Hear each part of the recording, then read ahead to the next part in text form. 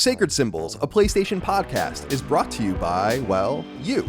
If you want to learn how to support our show, go to patreon.com/laststandmedia. Greetings and salutations. Welcome back to Sacred Symbols, a PlayStation podcast. This is episode number 156. My name is Colin Moriarty. I'm joined as always by Chris Raygun, who apparently is dressed up as ACG today. So how you doing? Yeah. I had to make sure to like fill in the void. Yeah. I'm doing all right. I was just outside and I don't know where my normal glasses are. I misplaced them. So this is just That's how awesome. it is today. So yeah. you put on your Delson Rowe /ACG costume. Well, welcome. Yeah. How you doing? I'm doing good. I'm having a good time. Just You're having a good time. I'm having a good time, man. Just chilling, going with the flow. Cool. When are you ever going to leave California? Yeah. I mean, I don't want to be here. Yeah, so okay. like, I'm sure I'll definitely get the hell out of here eventually. But All right. Well, fair enough. That's a pretty logical conclusion, I think. Dustin Furman, executive producer of Last Stand Media, also a co-host of Sacred Symbols. How are you today, my friend?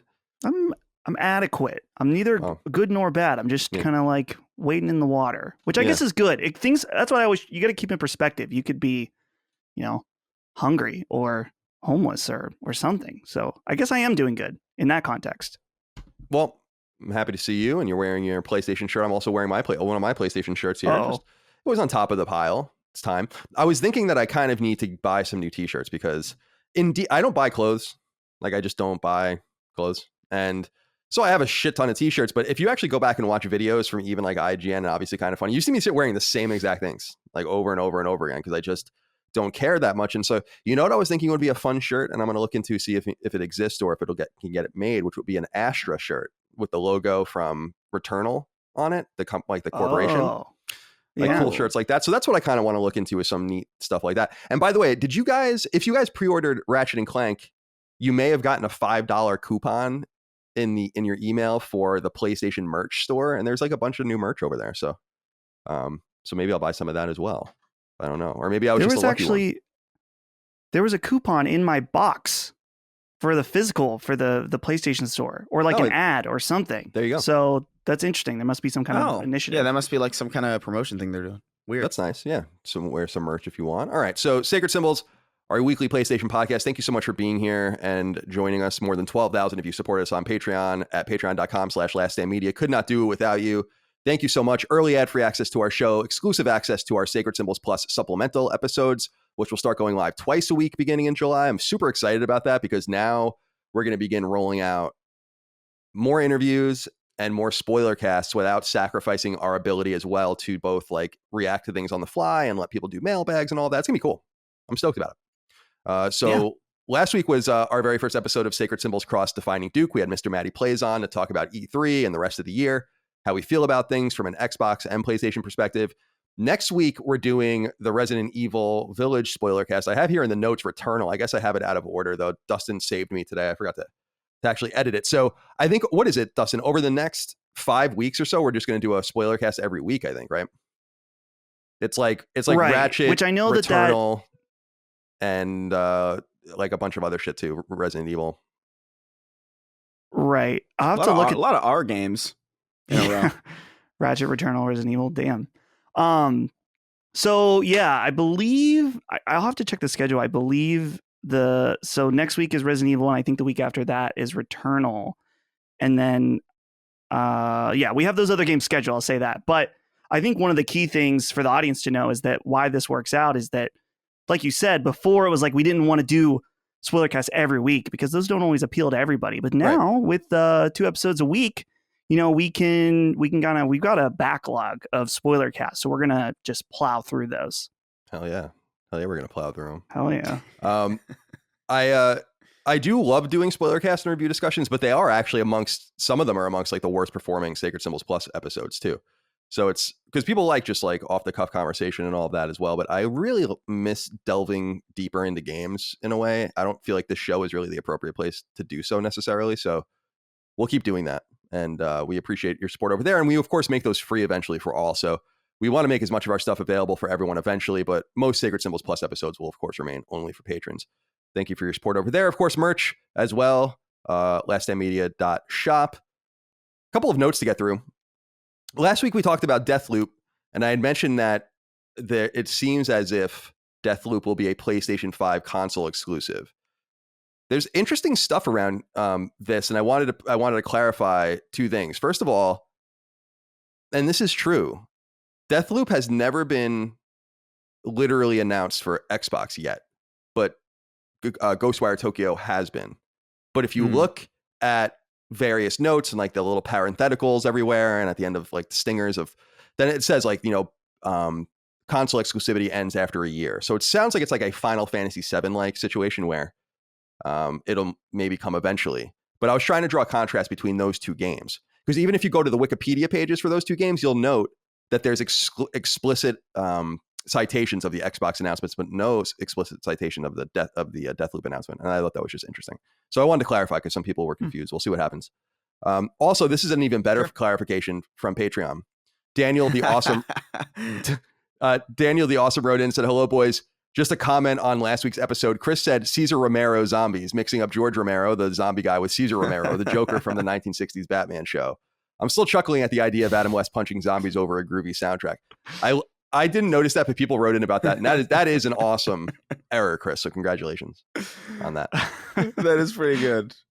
Those are the only Romeros that I'm even remotely aware of. So, of course, I would get those two mixed up. Yeah, it's Cesar Romero, of course. Classic rendition of Joker. Classic Joker. Years ago. A couple other things to get through here, boys, before we move into more state affairs. Sonic's birthday. Sonic the Hedgehog. 30th anniversary has just come and gone and come again, because it's Sonic and furries like Sonic. What do you guys think? Chris, how are you feeling about Sonic has turned 30 years old? Well, Sonic certainly exists, and that is something that, you'll never be able to take that away from him. But I can't. I didn't even realize this was a thing. I saw somebody on my Twitter feed was like, did they do like some orchestra thing? Like, did they do like some? They did. Okay, because I saw somebody on Twitter that was like, I'm crying at this orchestra for Sonic. I was like, oh my god, God help us. But that fucking rules. Yeah, we shit on Sonic a lot, but I mean, like, people love it, and it's like fair enough. But yeah, I mean, 30 years is actually kind of insane. It actually makes me feel ancient. Yeah, June 23rd, 1991 was when it came to Genesis, and of course, for those that don't know their gaming history, how dare you? Genesis came out actually in 1989, and Sonic was not a launch game. It basically came out, they rebundled the Genesis and saved it because it was really floundering. And so it's actually a really interesting story. And from that perspective, from the marketing and business perspective, it's quite neat. So congratulations to Sega. They still exist today. They're making a new cartoon, though? Like, what is that? Yeah, they're making a cartoon. So I was just looking at Nintendo Life website, nintendolife.com. Apparently, there is a Netflix series called Sonic Prime that may or may not be happening. And someone apparently shared some concept art they did for it or whatever. I don't know. So, and obviously, they're making a new big AAA Sonic game for 2022 that I think will be more in line with like Sonic Adventure. And they've talked about that as well. So, happy birthday, Sonic. Get off my screen. Yeah. Okay, PS4. Firmware, new update, 8.52. That's live. I think you'll need to download it if you want to play, so you might want to be aware of that. And I wanted to revisit, of course, Blue Box and Kojima real quick. Alex Bolton wrote into us on Patreon. Remember, you can write into us on Patreon as well. He says, hey there, boys. Gut check on who still believes Blue Box is Kojima. I think Schreier, he's talking about Jason Schreier's article, is a red herring. I don't trust words from a man with a voice that high-pitched. Kojima is Caraman, and nothing will stop me from believing that. Who has the high-pitched voice? Jason or Hassan? I know I've talked to Jason. He doesn't have. Does he have a high-pitched voice? I guess maybe. I don't know. I wouldn't know. He blocked me on everything, so me too. Never interacted with him. But man, this whole thing is really wild. Let's get a gut check here, because so it seems like we were talking about the could be's and would be's last week, and there seems to be much more clarity this week that it seems like this is maybe something that got really far away from someone. But I still feel like there's just I was talking to Micah about it last night when we were eating dinner. I just feel like there's so much weird about it that it will always be weird. Like I don't know that I'm ever fully going to believe that this game is what they say it's going to be until I literally see it, because it's just too strange. Chris, what's your gut telling you now? I don't know. Well, my gut's like, well, they showed the guy, the dude who everybody thought was Kojima, and he just seems he doesn't seem like a game developer. He seems too handsome. So my gut check is that this is still something still really weird, dude. I know we talked about this before, but like, if this isn't what people think it is, then they just totally fucked this studio up by running with this premise. Like, why would you tweet out like, oh, our game begins in S and ends in L, if you didn't, like, surely, first of all, who would care if it's not something that's established? I don't know. They made so many bad calls. If this is really just an incompetent marketing team at an indie developer. Although somebody did point out to me, they were like, "Hey, Chris, it else begins with an S and ends in L, Splinter Cell." So that is my theory. This is actually an independent Splinter Cell game. Michael Ironside has become a game developer, and he's making it out of his own pocket. He's gone rogue. I will say he's gone rogue. I'm glad you brought that up because I've been thinking about the S and the L thing, and there are a ton of words that start with S and end with L, but they're so all nonsense. I mean, if you look at it, super individual, stratigraphical, spectroscopical, servo-mechanical. Like, so I was like pouring through all of that, and I'm like, so what the hell? How would we even guess what the fuck it is? So that was my big thing. You're right, Chris, where it's like, okay, you want us to guess. We have no idea what your game will be. Everyone's going to make it seem like it's Silent Hill. And then when you look at things where you could just make a guess, none of it makes sense. What is your game called? Spaticafloral, civicultural. Yeah. Like, I don't know. I'm just looking at this wordkeg.com cool website where you can like look for things that begin with one letter and end with one letter or whatever the case might be. So I love that's a specific website. And so I just think it's too weird. I agree with you. Also, it sounds so conspiratorial. Like we said last week, it really is like, the Always Sunny in Philadelphia conspiracy board. But I just feel like it's just so strange. Even their connections, like someone had brought up to us. So the guy had a failed Kickstarter that made $250 and that attracted the attention of Sony. What? That's fucking nonsense. Like it just doesn't make sense. Whether or not the game's real or not, whether the studio, obviously the dude exists in some way, obviously, but it's just weird. Why would that attract Sony? Why would your failed $200 Kickstarter attract Sony? And not only attract Sony, but they're giving you enough money to hire. And this is the point of what Mike and I were talking about last night, where I'm like, he's talking about all of these extraneous for hire studios that usually do ghost work on games and don't often get credit. These studios are everywhere. They work on huge games for Sony and others. This is an extravagance that only the biggest games typically get. It's not common to say like, we're going to get $100 million budget on our game and we'll give you another $25 million, just as an example, to go hire help. So they can do like the environment art and you can contract them to do this, that, and the other thing. So he's working with studios that have worked on Death Stranding, that have worked on other big Sony exclusives. And it's like, so who are you? Why are you attracting all of this? We get these big letters from Sony saying like, we're getting Jade Raymond and the guys that worked on Black Ops and all these things. And then also where we were attracted to, Sony hasn't said anything themselves, but like we're led to believe that they're making a PS5 exclusive that attracted Sony from a failed 2015 Kickstarter that begins with an S and ends with an L. I don't, so I'm not saying it's true or it's not. It's just fucking weird. It's just weird. I don't know what else to say about it. Yeah. It's just a mess. I feel like they probably wanted, like if this is really just an independent dev that just like totally fucked up, I feel like it was just like, oh, we should run with this. And then like it slowly like snowballed down a hand. It's like, whoa, like I was just joking, but like we really dug ourselves into a hole here.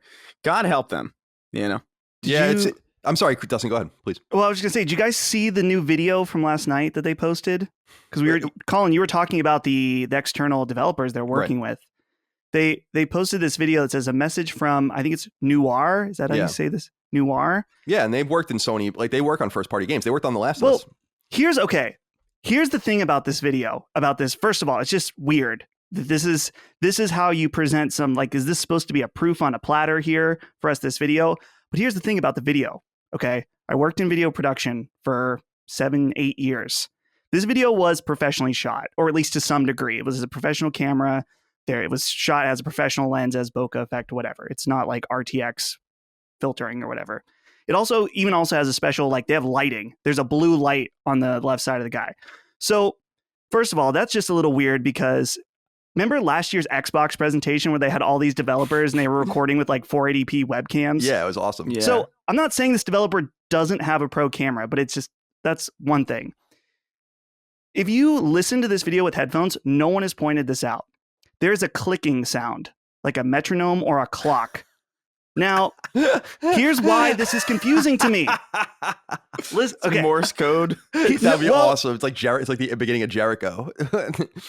Here's the thing. Okay, let's say he's got a lav mic. So whoever shot this has some kind of professional level gear. They got a lav mic. Not that that's expensive or whatever, but like if I was shooting this back at my old job, we would have, set the scene up, got the camera set up, maybe did some lighting, which is everything they did, get the lav ready. And then you put on headphones and you listen back to hear if there's anything in the room that is picking up audio. That's just what you do. Mm-hmm. So if there was a fucking clock or a metronome going, you would do something about it. So I am very confused, just first of all, by the production value of this weird video. And then, like I said, is this supposed to be some kind of proof? Like, again, over and over, if they wanted to fix this situation, they could. Yeah, Sony definitely could say, especially since they're partnered with Sony, you think Sony would want to get ahead of this, whatever. And the one last point I want to make, guys, I'm really curious what you think about this, because I said this on my stream, and I think it resonated with people. Let's say this is Kojima, or this is some kind of ruse, right? When it is revealed, there will be backlash, because there are people that have dug in on Twitter and been like, oh, you guys are the harassment. Finally, let's put this to bed. This is what happens when gamers on the internet go too crazy with stuff. I'm just like, the Kotaku article is coming if this is Kojima that's like, Kojima took it too far. Like, oh, yeah. That's inevitable going to happen. But I think that article is going to come either way, though, from this, in the sense that they're going to just write that article and say, like, gamers took it too far. Right. Kojima took it too. Yeah. Like, because I'm even looking at Jason Schreier's Bloomberg article. If you guys want to look it up, it's called out there, "What is Blue Box? A Vast Conspiracy Grips the Video Game World." I agree. First of all, I'm a little surprised because Jason actually is a really good interviewer. He didn't really ask any interesting questions. Like, there are a bunch of things you could have asked to immediately just have ascertained details. I'm sure he didn't, spit out everything that the guy said, but they talked for an hour and this is all you got? The hell are you talking about? For an hour? I just feel like the mystery is funny. I think anyone can agree that there are so many strange tendrils that you'd be foolish not to wonder what the hell is going on here. The Hassan equals Hideo thing or whatever, Caraman equals Hideo thing, that is a fucking cosmic. If that's a coincidence, that is, and it could be, weird things happen constantly. But yeah, that is a cosmic thing. And you can't blame people for seeing that and being like, and it's not like they just went through like Google Translate to try to make it work from one language to another. They went from Turkish, Hassan Karaman is a Turkish name, to Japanese, Hideo Kojima, and that's what happened. So it's not like they scrolled through and were like, Ukrainian and Portuguese, and then we translate it to English and then back to Japanese and it says Hideo. Like, no, it's not that crazy. So I'm not going to let it go. I just feel like I don't know what it is. I don't know what's going on here. I don't know if it's Konami or Kojima or whatever, but I agree with you, Dustin. Sony could have nipped this in the bud a long time ago. There might be two reasons, to be fair, why Sony doesn't want to do this. The first thing is that they could be way overstating their entire involvement with Sony. As I told you last week, I have a dev kit, so it's not a big deal. Anyone can get one. You just buy it. You have to sign up and buy it. And so proof of working on a quote unquote PS5 exclusive is nothing. But he did get a PlayStation blog post. That's something. And he's working with support studios, which means he has money to spend, even though no one's ever heard of his team or anyone that's worked on it. So I said what I said last week, and I'll say what I say this week. I want to believe. And I'll go down with the ship. What do I care? It's meaningless. Who cares? What if he's just really good at using those $250? that he got from the Kickstarter or whatever. Yeah, he bought Bitcoin Oh, in 2015. That's Well, not even impossible. one other like mildly interesting thing to point out, just because someone in my Twitch pointed this out. Do you guys remember there was those rumors about Bloober Team and Silent Hill Yeah. that seemed pretty strong? So it's like, I wonder if maybe that's the Silent Hill game. Maybe do they have two Silent Hill games coming? Could be. Like, I hope that that's not true. Just because Me why too. Bloober Team? Like, no offense, but they're not very good. I mean, Layers of Fear is a respectable walking simulator horror series. It's cool, but I don't think like Blair Witch or The Medium or anything set the world on fire. It's just a weird association. There are better horror studios. You would think that they would go to someone like, Tango Gameworks, or again, go to Sony.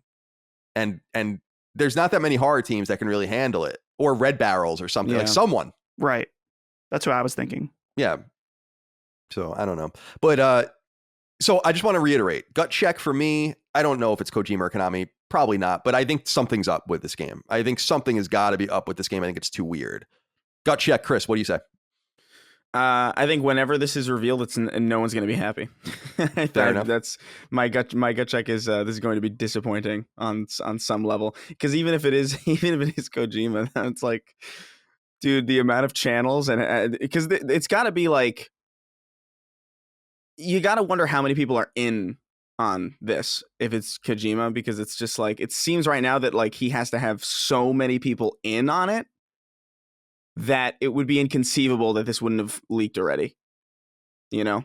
Like just the amount of channels that have to go through. Like, no, it's we're a real team. I'm a real person. I'm a game dev, really, even though I'm really hygienic and photogenic. It doesn't make sense. Nothing adds up. I feel like there's some weird stuff out there too. Like, remember the Jeff Keighley video where someone asked him if he got in touch, and he's like, yeah, Hassan Karaman messaged me months ago. He's like this. Like, he's got it's like, the Hassan Karaman, everyone knows who that is. Oh my God. Yeah, it's too weird, man. So if it is like just nothing, it's too much. It's too much. Like, I can't turn my mind off to not think that that's a conspiracy when there's just all of this evidence. What do you want from me? It's not like we've crossed the Rubicon. I don't think it's like that crazy to anyway. Dustin, what is your gut check? You're a toxic gamer, Colin, because you're spurring on the conspiracy. So just saying. But don't spur on the conspiracy that I give a shit about that.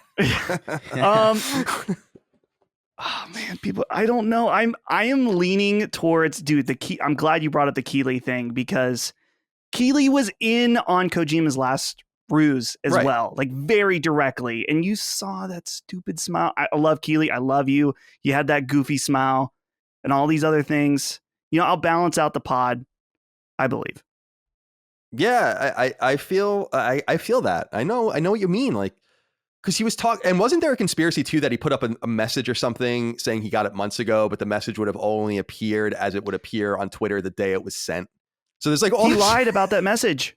Dude. Okay, I mean, sorry to mention the dark place, but on Reset Era, there were posts about where he had posted screenshots. And he's like, oh yeah, I got this DM. I can't remember the exact specifics, but like Twitter shows your DMs based on how old they are. And it was clear that he lied. Like, he would have had to have got the message from Hassan that was a no-name guy and then screenshotted it that day and then held on to it. It doesn't make sense.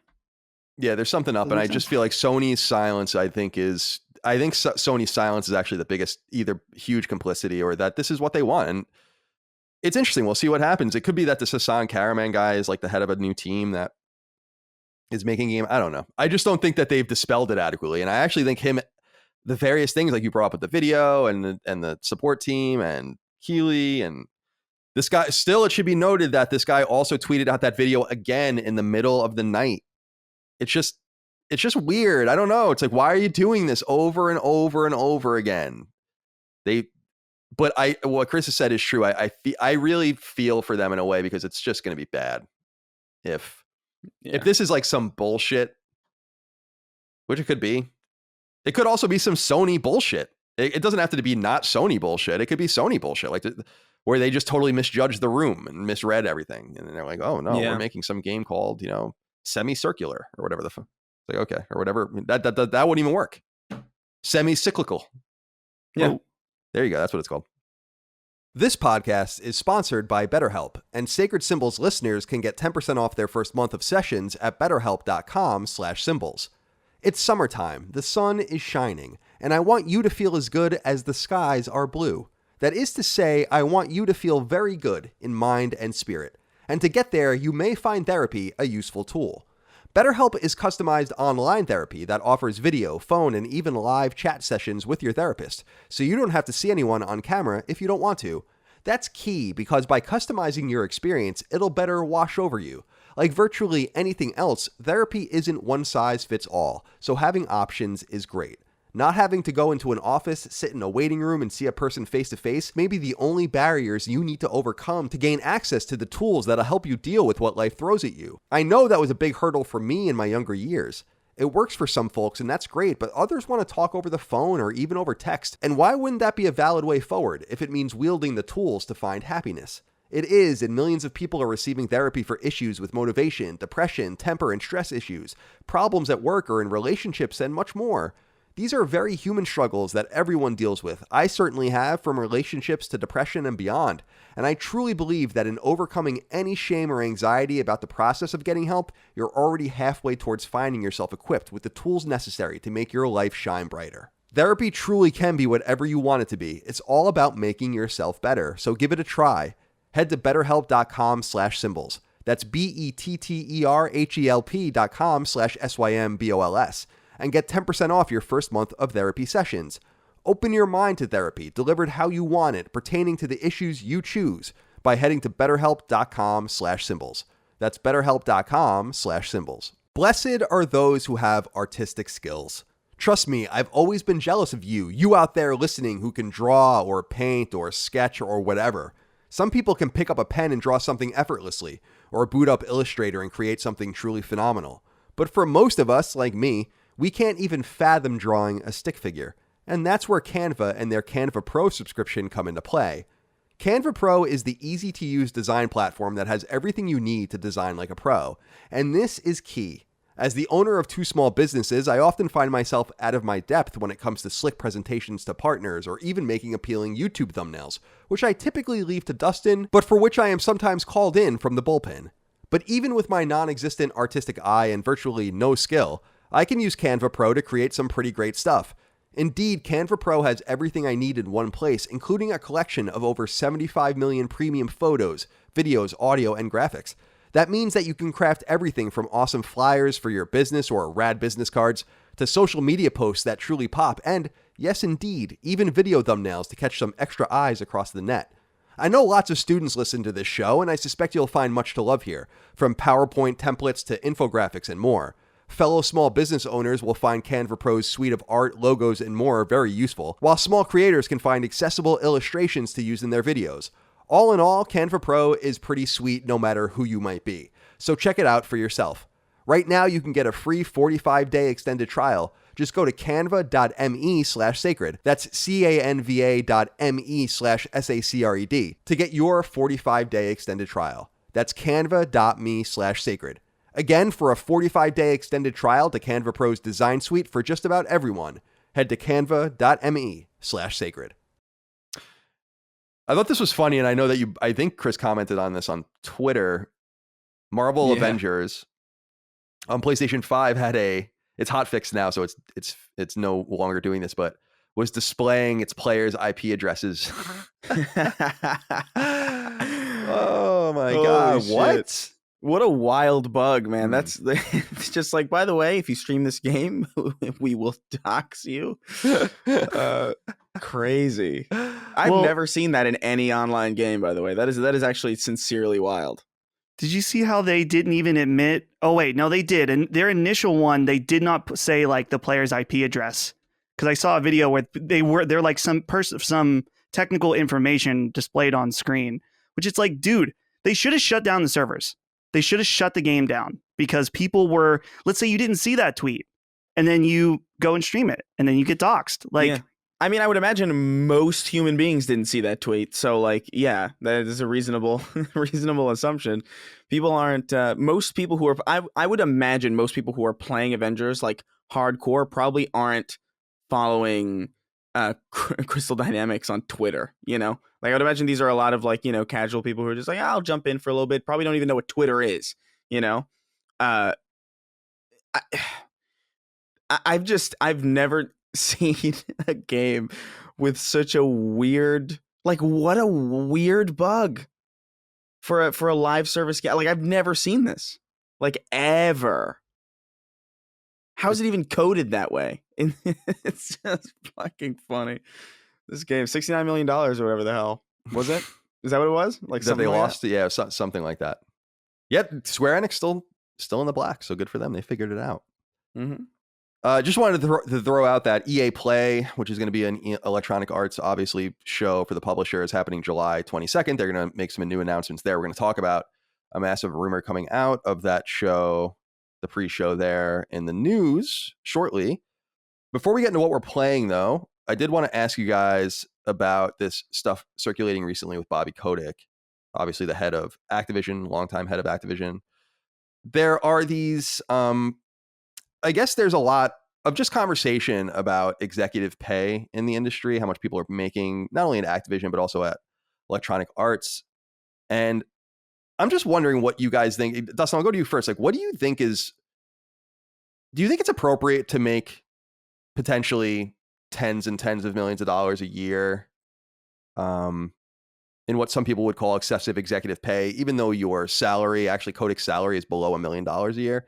He makes all of his money mostly on dividends and bonuses, but they also laid off a ton of people, 2% or so of their company last year.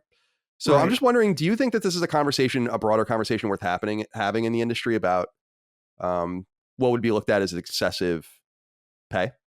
I'll try to stick to what I feel like I can authoritatively, or at least somewhat, maybe it's opinion, but whatever, is that to me, the thing about this conversation is that people are like, oh, Bobby Kotick's making this much and these people got laid off, as if his money is directly taken from the people that were laid off. And that's just, to me, simply not how that works. Those people, Activision is a business and they try to run and be as efficient as possible. Those workers, I'm guessing, they no longer saw a need for, right? Now, that sucks. I am not trying to diminish people losing their job. That's horrible. And I feel, it's terrible. I would have loved to see them reconfigure those jobs to make them make sense instead of lay them off. But it's not always possible. So to me, it's like, just because that those people got laid off and he's making the same amount, that's not like a direct correlation. People want to tie those things together, and that doesn't make sense to me. And on the other hand, too, is that like he's in charge of the publisher of Call of Duty, the biggest game franchise of all time. He has shepherded over that company during this time and continually made billions and billions and billions of dollars. So maybe they want to keep him, and maybe they want to make it irresistible for him to go anywhere else. And so they're willing to pay him a lot of money to do that. Clearly, he's doing something right year after year after year with the amount of money Call of Duty makes. So maybe that's a little bit too much of a capitalist perspective, but I'm just like, if you've got something good going on and you think it's attached to somebody, you want to keep that thing going. So you're going to pay them more and more and more. Yeah, I don't disagree with what you're saying. Chris, how do you feel about this? Do you think this is much ado about nothing, or something that we should be discussing in the industry? There's a dog screaming its heart out outside my apartment.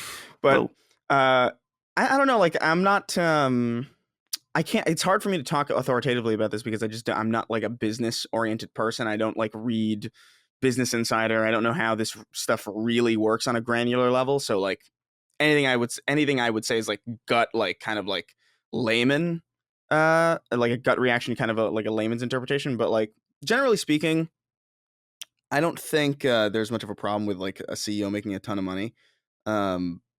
I think it makes sense in some ways if like, because you see how easily like a position like that can just I think about I mean, I know he wasn't a CEO, but I think about people like Don Matrick. Like apparently it's very easy to be in a position of high authority over like a really, huge money making company and just totally drop the ball in a way that is detrimental to the company for years, for like possibly decades.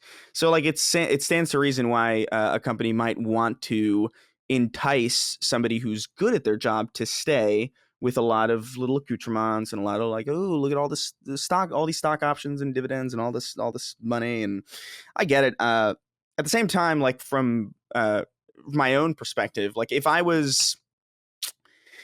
had like a huge like corporation and I was making like a hilarious amount of money, I wouldn't want anybody working beneath me to be what's the word? I'm trying to think of like how I would say this.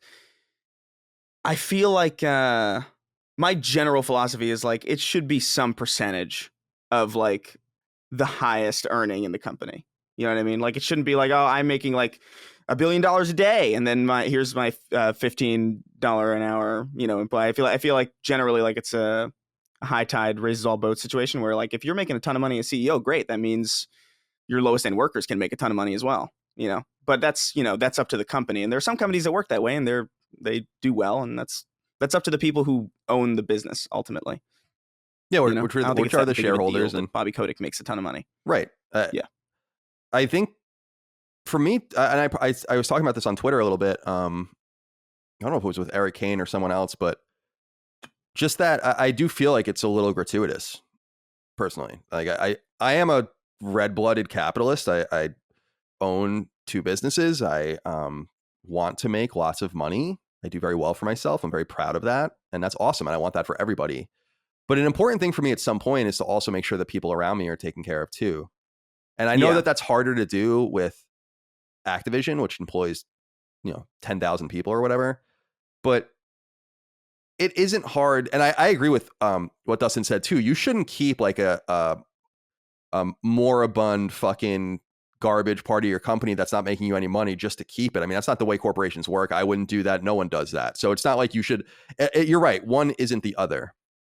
But I wonder what it looks like. I wonder what it feels like sometimes from Bobby Kotick's point of view when I think about this. Because I think there's a big difference between $10 million or $20 million and $150 million, which is what he made last year. Right? And that's a really absurd amount of money. He did not bring $150 million worth of value to Activision. There's no way. And I didn't realize it was that high. You have to understand, it comes through like, I think it was last year, like $1.2 million in salary. And then all of these like milestone bonuses and the stock explosion that Activision experienced. So he had a windfall, but this was still something that Activision shareholders had to vote on. And they barely, if you read about it, it passed 54%. People are starting to become privy to this. And actually, if you read about EA, EA's shareholders rejected what EA was making, what EA's compensation was going to be. And here's what they rejected. Andrew Wilson, CEO, $21.4 million. Chief Operating and Financial Officer Blake Jorgensen, who we always talk about, $19.5 million. And Laura Meal, who's head of all their studios, would get $16.1 million. And they rejected that. So, and that to me seems kind of appropriate. Because I actually agree with what Dustin is saying, where people couldn't understand the crushing weight of being the chief executive officer of a company like Activision. That is an all-consuming lifestyle choice. And I'm not saying it's like easy or hard, but it requires gut instincts and know-how and lots of different trust trees and people you bring along. It's very complicated.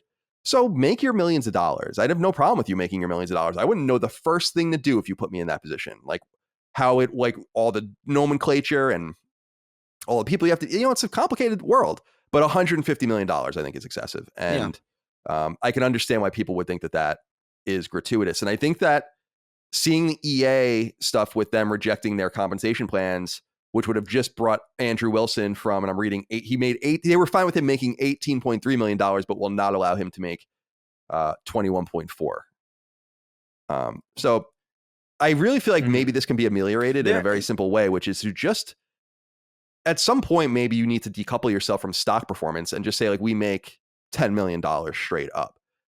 That there's two good things about that. Number one, it's like a predictable, nice amount of money. But number two, you can't circumvent taxes, which obviously, when you make bonuses or dividends, you're not paying FICA and all the rest. So this is also, so what's funny about this, if you think it's funny, is that most of that $150 million is being taxed at like 15% or something like that. So yeah, that's another thing. I guess, Colin, though, just to push back on that a little bit, Sure. if you make like let's say it's like everyone makes 10 million. Let's say Bobby Kotick, they're like, we're changing it. He makes 10. EA says, okay, we'll pay you 30 million. Right? Yeah, maybe. There's a competition, and that's Sure. part of the reason without them keeping him. I think you're right. I think you guys are right that it is probably gratuitous for sure.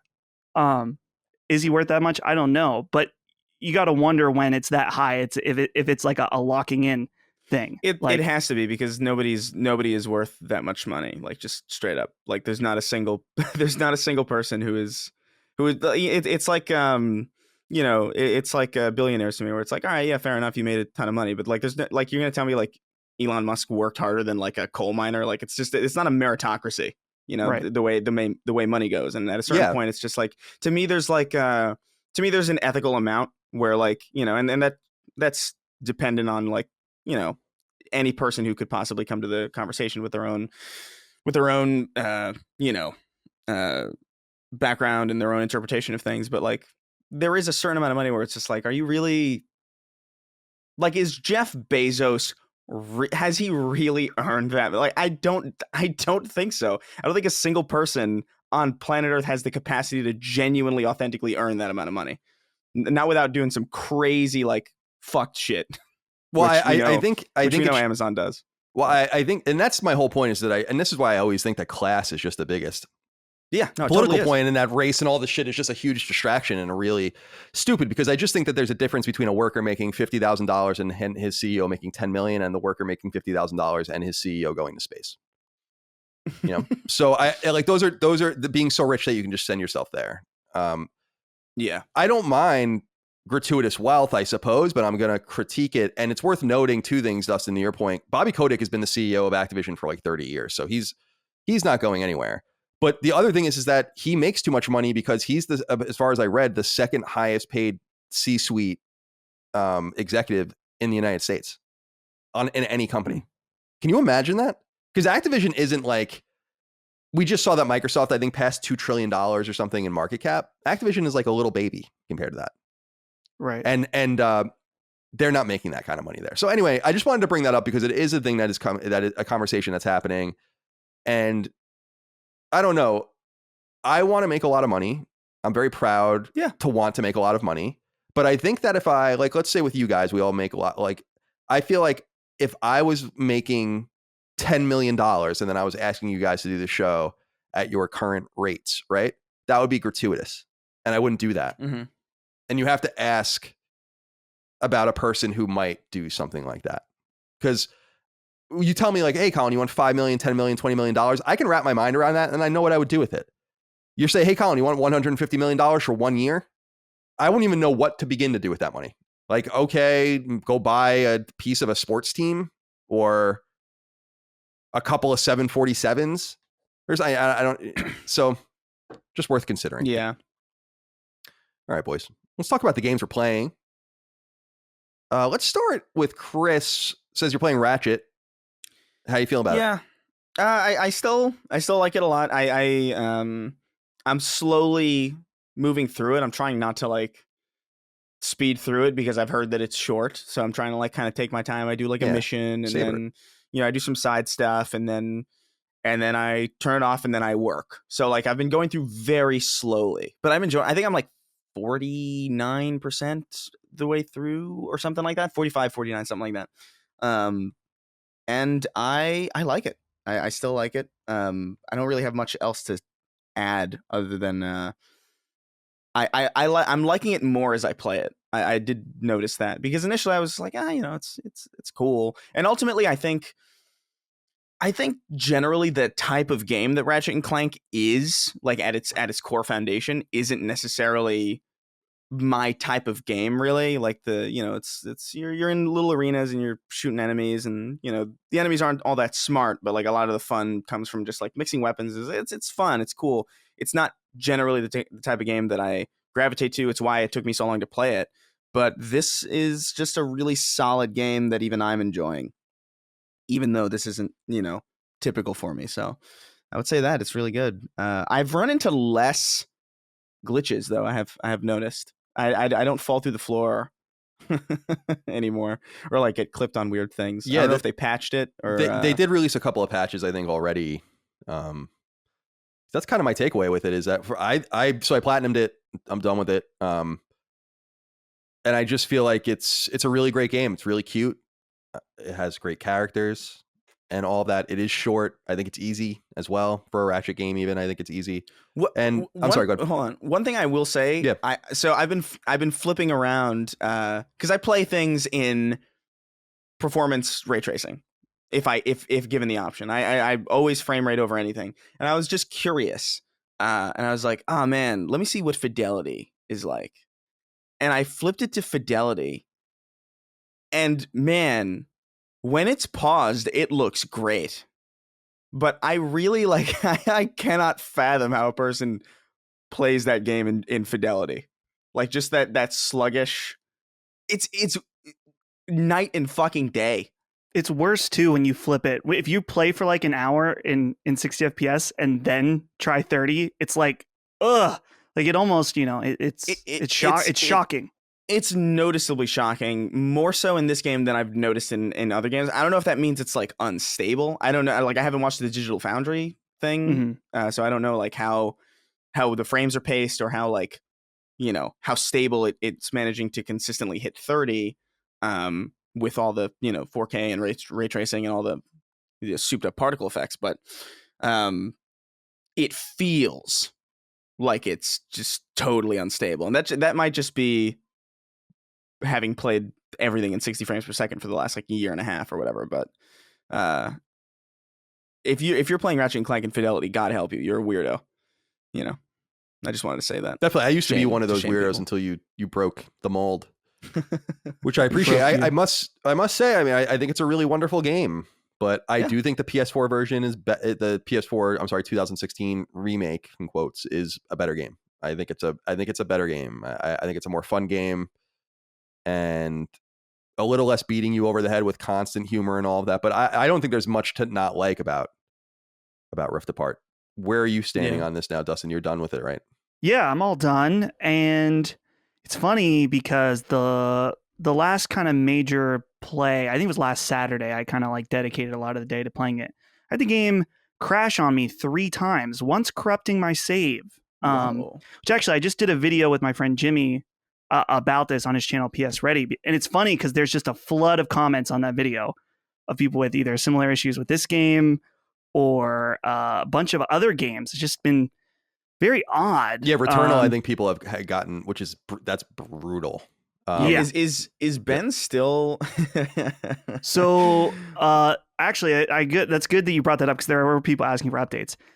Ben's PS5 is back with Sony again, and Ben, like, I don't know if he typed it out or put a handwritten note that was like, "Test this with Returnal, not Spider-Man," like very clearly, because all they did was test it with Spider-Man, and Spider-Man works for him, but so hopefully there will be. Why would they test it with Spider-Man if the error was with Returnal? Did I tell you how? Did I mention this? So when Ben got it back, they left their tester profile on the PS5. Like, Spider-Man was already installed and there was like a weird profile on it, and then they just shipped it back. Like, can you believe that? Like, when Ben called Sony back, the guy was like, yeah. He's like on the phone. They're like, yeah, that definitely wasn't supposed to happen. Like, with the profile left on, it's like, what the fuck are you guys doing? So it's weird. Awesome. I feel bad for him because I know he that's just a frustrating issue and a perplexing issue to experience. So hopefully he gets that all taken care of. But we'll get the Ratchet and Clank spoiler cast and review discussion out in the coming weeks, and we'll talk more about that. Dustin, let me kick it over to you though here. First of all, Final Fantasy VII Yuffie DLC. So talk to me about that. I've heard very good things about it. Yeah, it's decent, I would say. It's cool because Yuffie has a really neat combat style because she has that ninja star thing that she throws, and then after you throw it, you like can do like magic attacks and stuff. And yeah, her combat is really refreshingly different from the rest of the game. And of course, the PS5 version of this game is really stinking good. Very, very good. We were just talking about the Ratchet performance mode.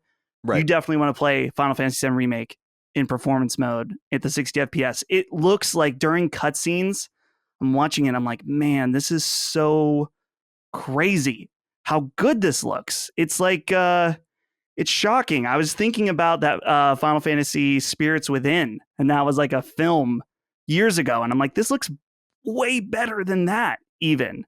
So definitely check this out. If you got the free update, the Yuffie DLC is $20. One complaint I do have though, is that for the first chapter, it has like those parts where you can go do side missions in between the main missions. And so you're in under the sector or whatever where Seventh Heaven is. And I was like, okay, well, maybe they heard the feedback about the side quests being totally not worth doing. And so I went up to someone to do a side quest, and it's this guy in a turtle suit telling me to go around and collect turtle posters. And I was like, well, that answers that question. And I promptly moved on to the main mission. I'm like, there's no fucking way I'm going around and collecting turtle posters right now. I'm just not doing that. So we'll see. I'm on chapter 2. It's not supposed to be very long, but I enjoy it. I mean, for $20, which I guess, I mean, that's always the question with DLC. Is it like, is this 1/4 as good or as long as the entire game? Almost never. I think DLC is overall probably overpriced, but I'm happy to check it out. I had this revelation about this game or this expansion because we were struggling over, well, how are you going to play it on PS5 and the trophies and all of that. And I was like, you know what? This is going to come to PS4. So what am I worried about? It'll come to PlayStation 4. Why would they not bring it to PlayStation 4? Did you see that there's a listing on the Epic Game Store for Final Fantasy VII? I did see that. They deleted it though, so who knows? But yeah, that and Alan Wake, which was some kind of remaster. That'd be crazy. But all right, Dustin, you're also playing Kingdom Hearts Melody of Memory. I don't even know which one this is. This music? This is a music game?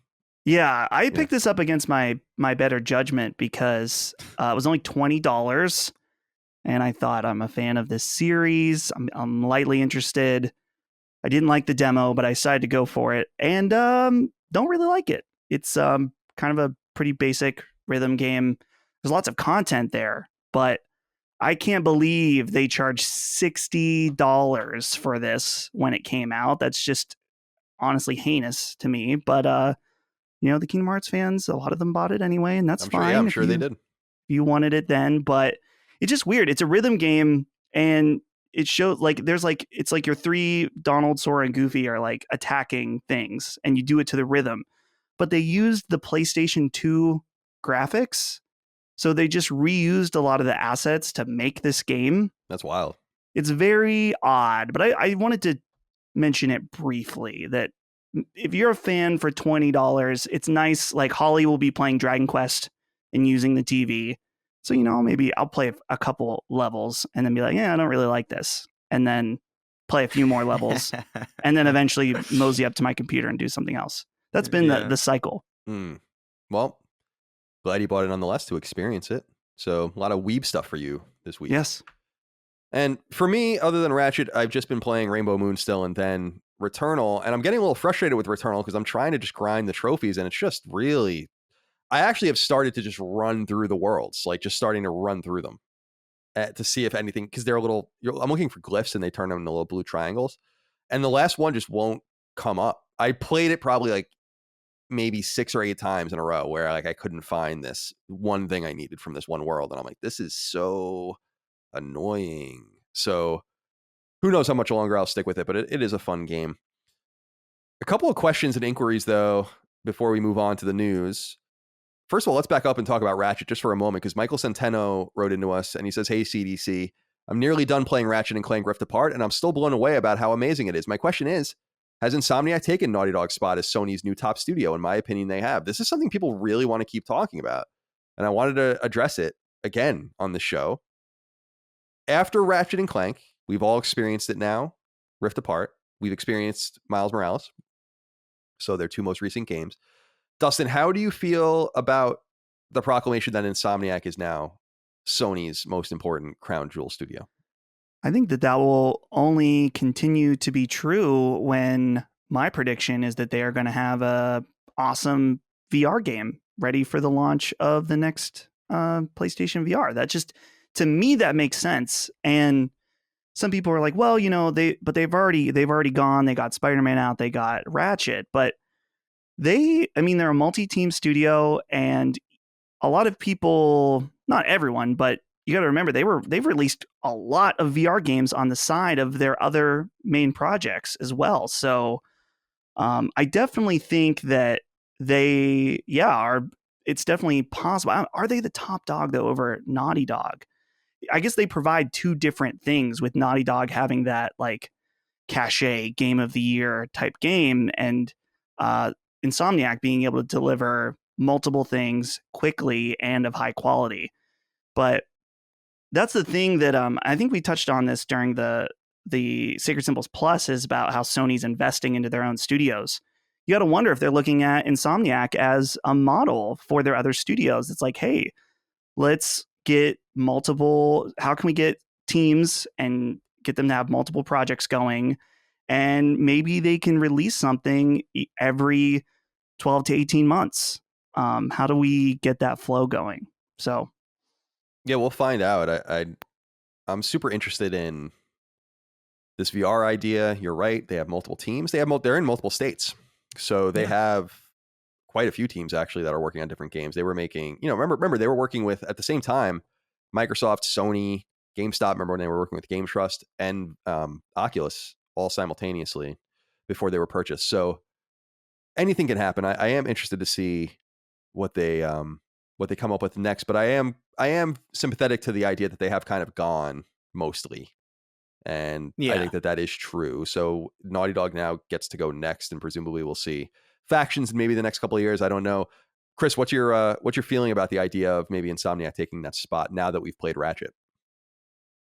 Yeah, I mean, that's weird. I feel like getting two really high quality platform exclusives out in a really short amount of time at the beginning of a console launch is super important. And I think Sony is no doubt like looking at them like, these guys are really fucking like, thank God for these guys. But I don't know. I think that has a lot to do with what this next Naughty Dog project turns out to be that isn't factions. Because, The Last of Us is like, that's its own divisive thing.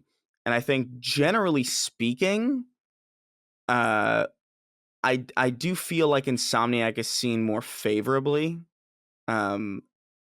just because of the variety of experiences they're able to deliver. I think Dustin's right with this VR thing. I think that is going to be like a huge deal. But I know, to me, I'm personally far more interested in Insomniac than Naughty Dog personally, just because the last Naughty Dog game that I liked was Uncharted 4, and even that one was just like, not bad. The Last of Us 2, I like. We've been over this a lot. Like, I didn't care for it that much. So like, to me personally, like, Naughty Dog doesn't have a lot of cachet for me, so it's easy for me to see this interpretation of like, oh yeah, Insomniac is obviously the top dog, especially having gone 2 times so soon and with such good results. And then with this, potential VR thing working, who knows how close Spider-Man 2 is. It's not even like, it wouldn't even surprise me if we see Spider-Man before Factions, feels like, because we've heard so little about Factions that it's just like, how far away is this thing? They're a powerhouse at Insomniac, and I think that's super valuable. Yeah, I agree with you. I think there's no question that this is the 1-2 combo. I think they make very different games and serve very different functions. Mm-hmm. And I think Naughty Dog is certainly, in my mind, the superior team. But it's kind of like comparing apples and oranges, because you're never going to see a open world superhero game out of Naughty Dog, nor are you going to see like this really depressing emotional storytelling from Insomniac. So I think that the beauty is that they're both great, and it kind of just it kind of works out. They for fill us. they fill their own roles. That's exactly right.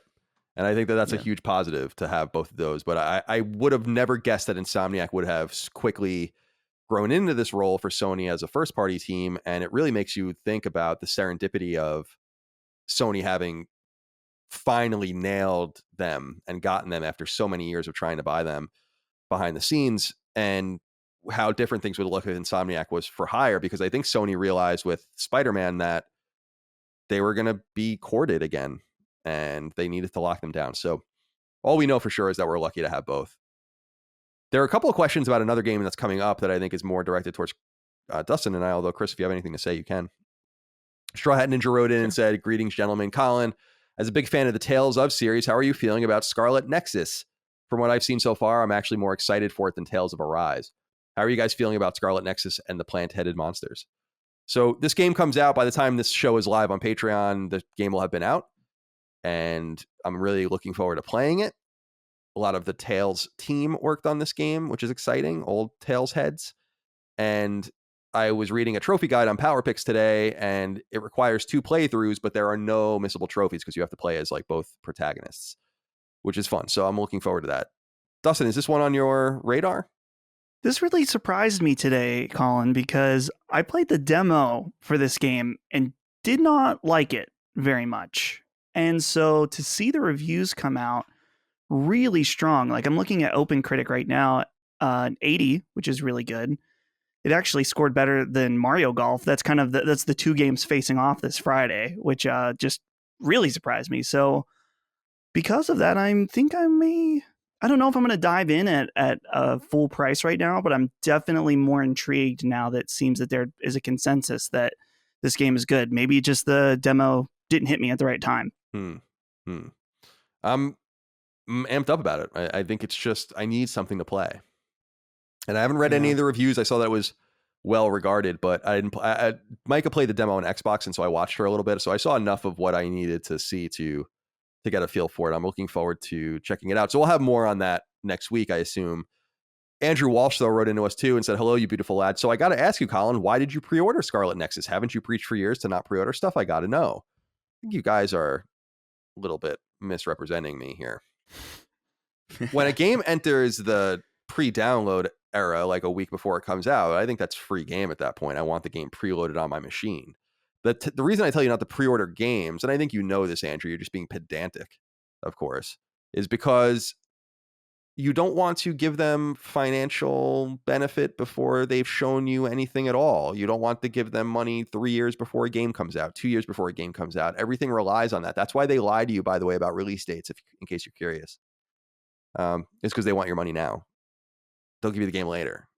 So if you don't realize that you're just playing into it by pre-ordering games very early, like I'm sure tens of thousands of people pre-ordered Ragnarok when it was announced for 2021, sight unseen. So I went on PSN this past weekend and I bought and I downloaded Scarlet Nexus, so it was on my machine. So don't misrepresent me.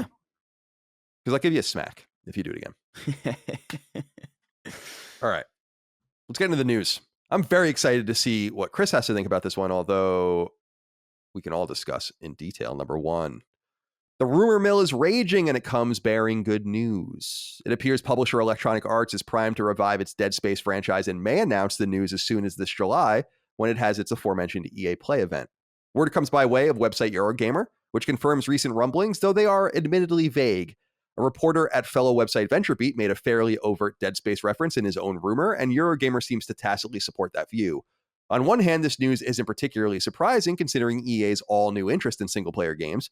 EA-owned team BioWare just released Mass Effect Legendary Edition and is working on both a new Mass Effect and Dragon Age game, while sister studio Respawn created 2019's Star Wars Jedi Fallen Order and is working on the upcoming sequel. Thus, Dead Space is an obvious choice for a revival.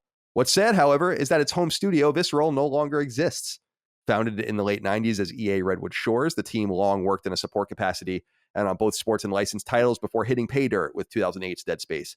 It was followed by 2 sequels in 2011 and 2013 and was abandoned in lieu of a Star Wars project headed by Uncharted creator Amy Hennig, codenamed Ragtag, which was canceled upon the closure of the studio.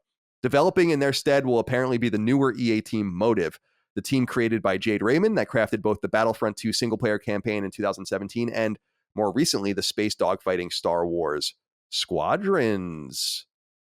James Kinslow III wrote into us on Patreon and says, "Hey boys, how are you? Is it time to return to the USG Ishimura? The EA Play Live event on July 22nd is set to show off a reimagining of an established IP, and with the positive buzz that the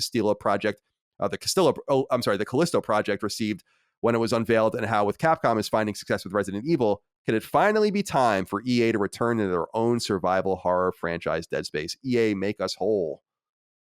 Chris, what do you think?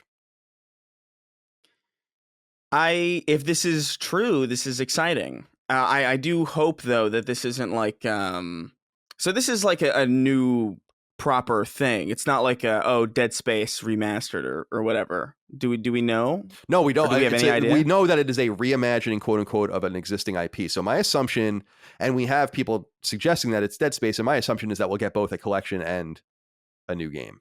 What do you think? Yeah, I don't know. Do you think that would like? I feel like that would be a little cannibalistic, right? If you got like a new game, or is just like the collection to like prime people for it? Yeah, I would assume that you would get people ready, and then you would say like, we have a Dead Space.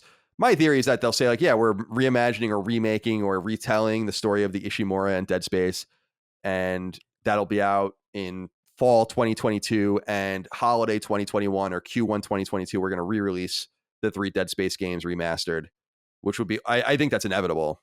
Yeah. So that's my gut feeling. Yeah, I think look, if there's really working on a proper AAA reimagining of Dead Space with modern hardware, that's exciting. Like that's really cool. Like it's nice to see. First of all, we just don't have that many horror games of that with that much money behind them. It's just like it's a very specific genre. It's a very niche genre. It's like really Resident Evil is the only thing that I could think of in the last like several years that's even remotely like scratched the surface of being like proper AAA horror. So like it's good to think that Dead Space, which I think is just like a really, really huge crown jewel of like horror in the industry, especially that first one. Yeah, it's awesome. It's so good.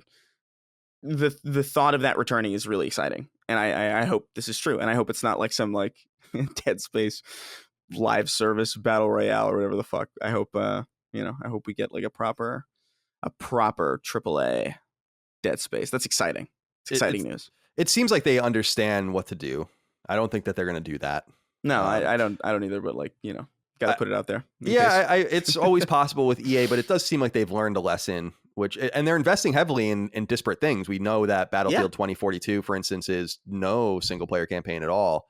But then again, you can play it by yourself, which I was reading, which is interesting. You can literally just populate the map with all bots if you want to. So they seem to be just kind of speaking more to the single player campaign. Remember with the new BioWare GM we discussed last week as well, heading those teams that they reiterate their complete dedication to single player. Respawns obviously in both worlds with Apex Legends and Titanfall, and then Star Wars.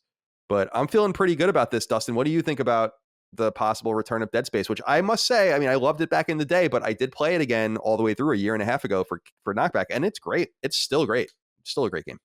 Right. I think that James hit the nail on the head. They're seeing the success, the renaissance of Resident Evil and horror games like this, and they're like, well, we have a horror franchise, but I'm ready for that EA Play event, and they're like, we have one last thing.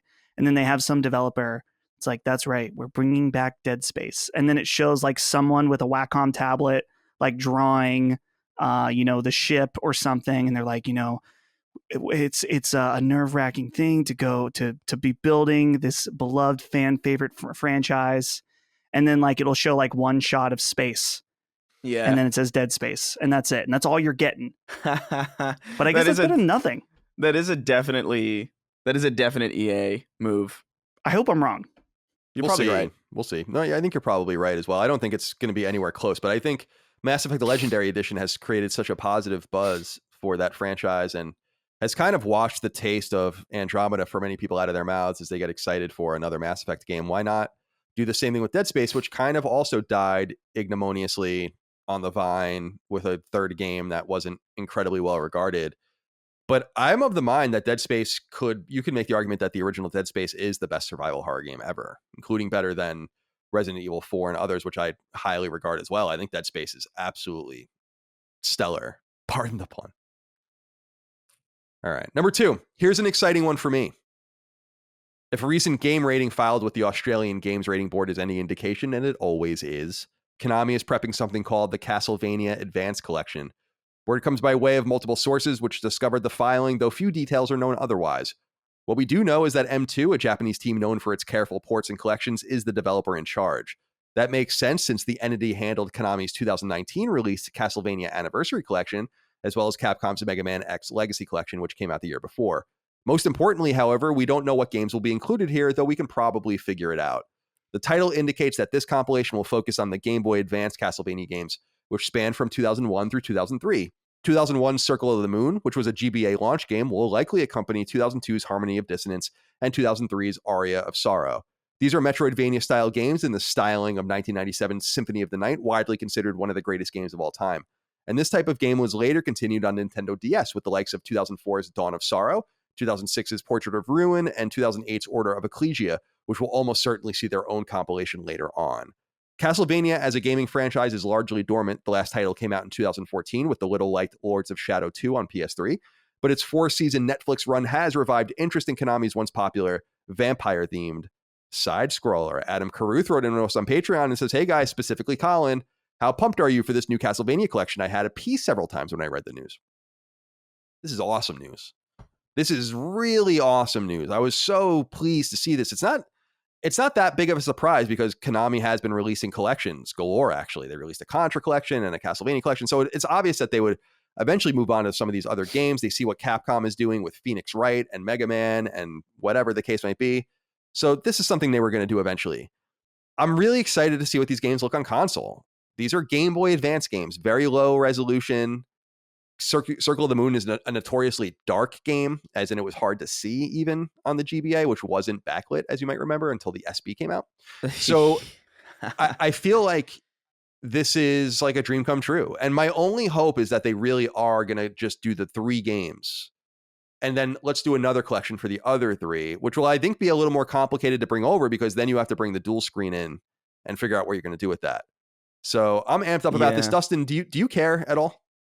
I find it interesting. I don't know if saying it sounds like I don't care. It's not like that. I think what's more interesting is just that we see continued interest from Konami to show some love to their old franchises, and that's what's important. Like, you know, they were originally supposed to come to E3 and then they dropped out. So clearly something is stirring amongst Konami and their gaming division. So that overall is what makes me care. I do care and find the most interesting. I will be curious to maybe check these out. I don't know anything about these Castlevania Game Boy Advance games, but I've heard they're great. Oh, that's crazy, man. You're in for such a treat. These are phenomenal, truly phenomenal games all the way through all of them. They're just really well made, Ega produced games. Chris, do you have any temptation to jump in? Does Dracula and his castle that comes every century tempt you into its doors? Kinda, although mainly because I have a soft spot for the aesthetic of Game Boy Advance. I don't know what it is, like the pixel art and like the there's so many of my favorite games that I play on the GBA, like all kind of have this very specific style. And I remember seeing a long time ago one of these Castlevania Game Boy Advance games, and I remember really liking the way it looked, but I never jumped into it because it's just like, what the hell? I was never an emulator guy. I don't have like a Game Boy Advance on hand, so it's like whatever. But yeah, if it's easy to access, if they're bringing it to console, that's exciting. It's really cool. Yeah, I'm really looking forward to this. This is inevitable. A game rating doesn't happen like that if the game's not coming. So we'll eagerly await an official announcement from Konami. Number 3, and what is perhaps the least surprising news in a while, Sony expects PlayStation 5 to do huge numbers once supply constraints are lifted. As discussed in a Japanese shareholder meeting as relayed by website Push Square, Sony CEO Kenichiro Yoshida noted that the company's internal aim is to sell 22.6 million PS5 consoles per year, and that they should be able to do so once they can meet demand, which they're simply unable to do considering the microchip crunch and container shipping fiascos currently hurting the global economy. Indeed, Sony intends to beat its one-year record in consoles sold, beating a record currently held by the original PS1 from way back in 1998. Current sales figures peg PS5 at 7.8 million sold through the end of March, making it the fastest-selling gaming console in the history of the industry. By intending to sell 22.6 million units in a year, Sony plans to basically outsell both the original Xbox and Nintendo's GameCube in one fell swoop. Both of those were around 24 million sold. Nothing really crazy to say here. I wonder if you feel like this will actually happen, because I think people are kind of eager to know, and I don't think anyone really does, when this supply constraint will lift, because we're now getting into the territory as we move into the later in the year where like Nintendo Wii was very hard to find still at this point in its cycle. But you had a prayer at this point of seeing it. And there is no prayer of finding a PS5 unless you're in these various online, these queues basically that pop up. Well, and it's funny you mentioned that, because Sony, they invite people that have registered PlayStation accounts to buy them, which I was invited before it came out. And then they invited me again to buy another PlayStation 5. Could you believe that? And so I went ahead and I did buy another one, which I'm going to provide to someone I know, and they're going to pay me, the $530 with tax. I'm not scalping, so don't come after me. But I don't know. The really thing, I'm glad you mentioned this here about this shipping container, because I had no idea that this was a part of this whole fiasco. Yeah, I think there's a really good YouTube channel called Wendover Productions, and I believe it was them. They did a video about this whole shipping container thing, and it has to do with like shipping containers going one place, and then there's not enough stuff from the US to like send those containers back. And so there's like a whole thing going on where there's not enough containers in the right space. And this is in addition to the microchip thing, which it could be possible that some, it's not unprecedented that companies fly stuff. Like I know Apple definitely at certain points, like for iPhone launches, will start shipping iPhones via plane instead of containers in order to get them places faster. So there may be a ways around that, but it's just like, man, problems on top of problems. But again, they are still getting units out regardless. They're trickling out here and there. So they're doing something right. Yeah, Chris, are you feeling like this is going to abate soon, or you feel like we'll start or because I remember seeing, so I got my Wii from a friend who worked at Nintendo. They have their own employee store. So he got it for me and sent it to me. But then when I first saw a Wii on the shelf in Target in San Francisco, I just bought it sight unseen, because I was so excited that I saw it and I knew someone would need it. Very similar to what Dustin was saying. But there's not even, it seems like we're even a step away from that right now. And I am starting to feel a little bit bad for folks. Yeah, it is unfortunate. And this is probably going to last a while, to be honest. Like I really, because even as, the pandemic lightens up for us, it's not necessarily the case everywhere else. And like, there's still ongoing lingering effects, like even just the way that the shortages affected us over the last year. Even when things are back to normal, it's still going to take some time to catch up. So like I think we're a ways away from seeing a PS5 like in the wild, naturally. All right, next up on our list here is number 4. This one's going to make a lot of people mad, I think. Although I don't really know why. We know that Sony intends on bringing more first-party PlayStation games to PC, and now we may have an indication as to what the next title will be that will migrate over. Ghost of Tsushima. Website Video Game Chronicle revealed that Ghost of Tsushima's box art has subtly changed on the game's product pages on sites ranging from PlayStation's own digital storefront to Amazon. It used to say only on PlayStation in the upper right corner, as many PS exclusives do. However, that's no longer seen on the reprinted art. Website Push Square points out that this is extremely relevant, as Sony previously pulled only on PlayStation from the box art for both Horizon Zero Dawn and Days Gone, first-party games that ended up coming to PC. It's worth noting that this could likewise indicate it's coming to PS5 instead. as Miles Morales and Sackboy: A Big Adventure haven't been released on PC, are available on both PS4 and PS5, and don't have that tagline on their boxes either. Sucker Punch's Ghost of Tsushima launched in the last late summer of 2020 and was widely considered one of the best games of the year. Sucker Punch was previously known for its Sly Cooper and Infamous series. Should Ghost of Tsushima migrate to PC, as seems likely, it'll be the third first-party game to migrate following Guerrilla's Horizon last year and Days Gone earlier this year, as well as second-party titles like Death Stranding, launched on PC last year, and Quantic Dreams and that game company's respective trilogies too. This is a little bit unexpected, Chris, because we did not think that I kept saying I thought God of War was the next obvious one. It seems like this is all but inevitable now. I guess a timing is all that matters. And I wonder how people are going to feel about this if it's true, because this is pretty close to launch. In fact, as of the time we're talking about this, Ghost of Tsushima hasn't even been out for a year. So what do you think? Do you think there's something to this? It seems like where there's smoke, there's fire. Yeah, no, I think so. I honestly think God of War was the obvious thing, but even that had like a caveat to it where, God of War, and I know I've said this before, and people think it doesn't matter, but I do think the history of these franchises are important to consider when porting to PC. I think that's why we saw Days Gone and Horizon, because they were new. People didn't have, a decade of previous games to like not experience, to jump into this new thing and then wonder like, wait, who are these people? What am I doing? What is this world? Who are these characters? Am I supposed to know this?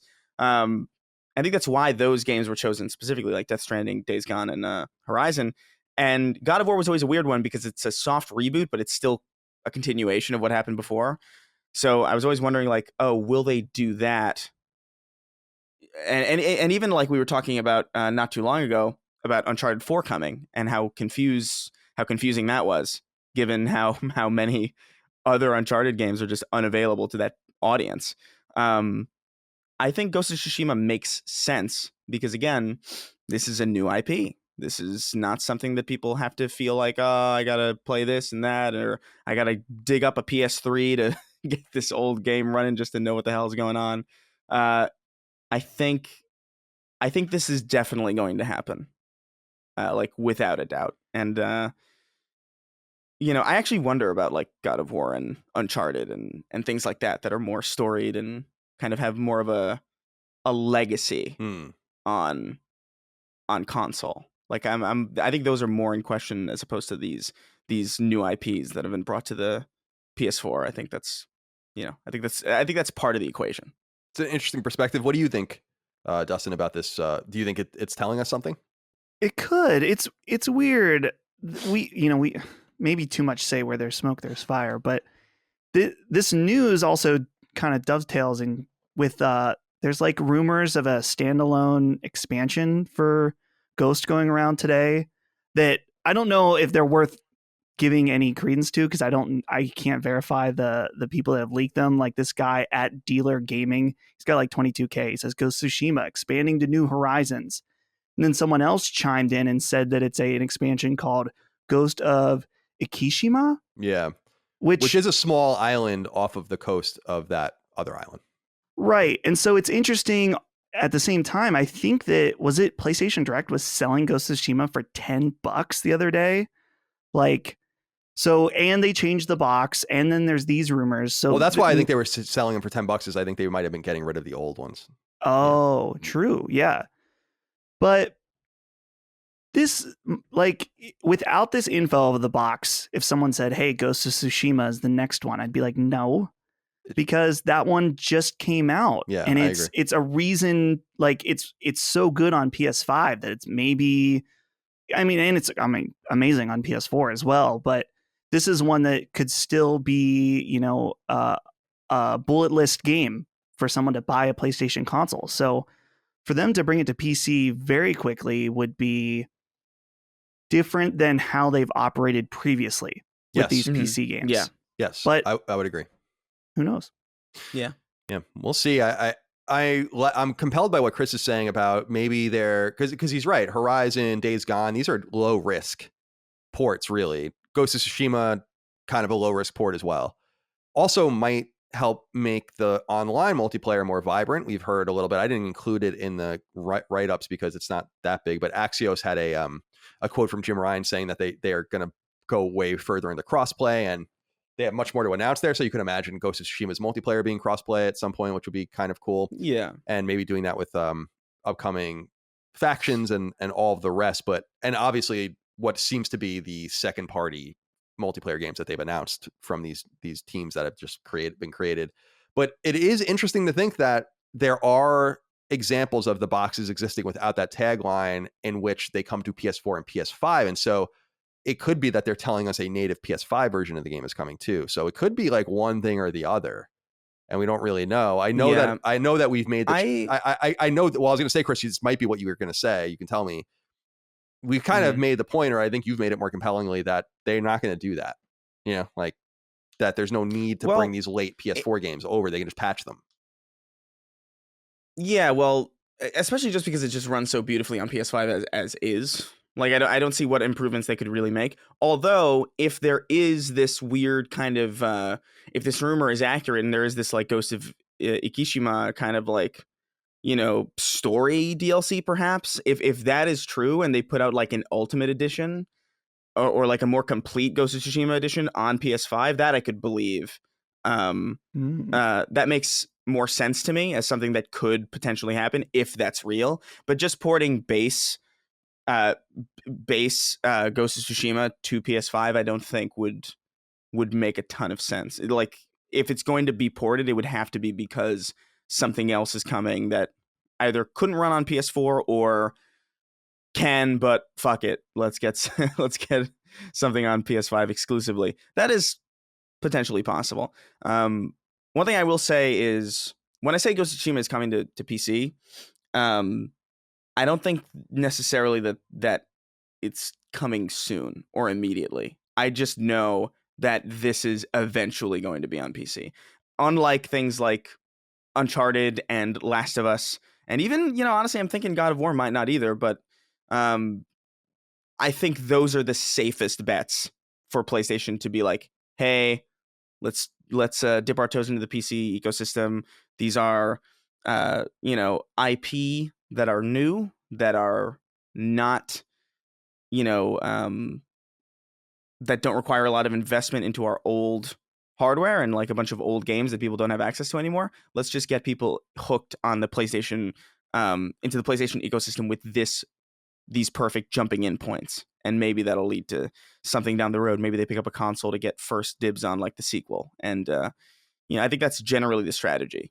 So I don't think this is like soon or anything, but mark my words, Ghost of Tsushima will come to PC. Like, absolutely, without a doubt. Yeah, I think the timing is going to be relevant to allaying people's fears or not. In the fan base that don't want this for some reason.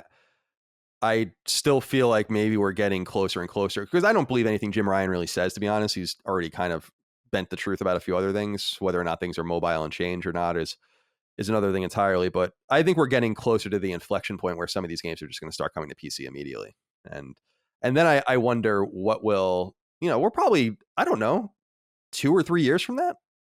I don't think it's going to stay like this forever. I think that they just keep moving the goalposts, and the goalposts seem getting closer and closer to them just playing nice with everyone, because and we saw that, by the way, with the Epic. They weren't FOIA'd, but obviously, but in the lawsuit with Epic and Apple, we saw these emails where Epic was basically telling Sony, like, just get over it already. Like, it's over, like it with the cross-play stuff and everything. So we'll see. Maybe Sony is just a little bit of a relic in that way, but we'll find out soon enough, one way or the other, what the next game will be. And we'll also find out about that Ghost of Tsushima rumor, which I think is probably true and wouldn't really be that big of a surprise for a studio like Sucker Punch. They obviously supported their last Infamous game, Second Son, with a really awesome expansion called First Light. So they've been there before. And I think that they were the first team to really ever make expansion DLC for a first-party game. I have to think about that carefully. But with with Infamous 2, they did Festival of Blood, which was a Halloween-themed thing. They usually didn't do that to their games, so they've been here before. Dustin, this next one's for you, number 5. From Software's Elden Ring is one of the industry's most anticipated games, and there's some fresh news to discuss concerning the Bandai Namco-published Dark Souls clone. For starters, Elden Ring's director Hidetaka Miyazaki noted in an interview with Japanese gaming magazine Famitsu, as relayed by website Kotaku, that Elden Ring will be an easier and more accessible game compared to his previous directorial works like Demon Souls, Dark Souls, and Bloodborne. While there won't be a difficulty option, the game's open world nature will apparently make it simpler and a simpler affair in some sort. He apparently, I'm sorry, I can't read my own writing. He apparently explicitly compared it to Dark Souls 3 when it comes to difficulty level. Multiplayer will likewise make the game easier, he noted. On the writing side, website Eurogamer reports that George R.R. Martin, famous author of the book series upon which the HBO series Game of Thrones is based, and who is responsible for Elden Ring's lore, has long been done with his work. He told an Illinois area news station WWTW that Elden Ring, quote, is a sequel to a video game that came out a few years ago called Dark Souls. My work on it was actually done years ago. These games, they're like movies. They take a long time to develop.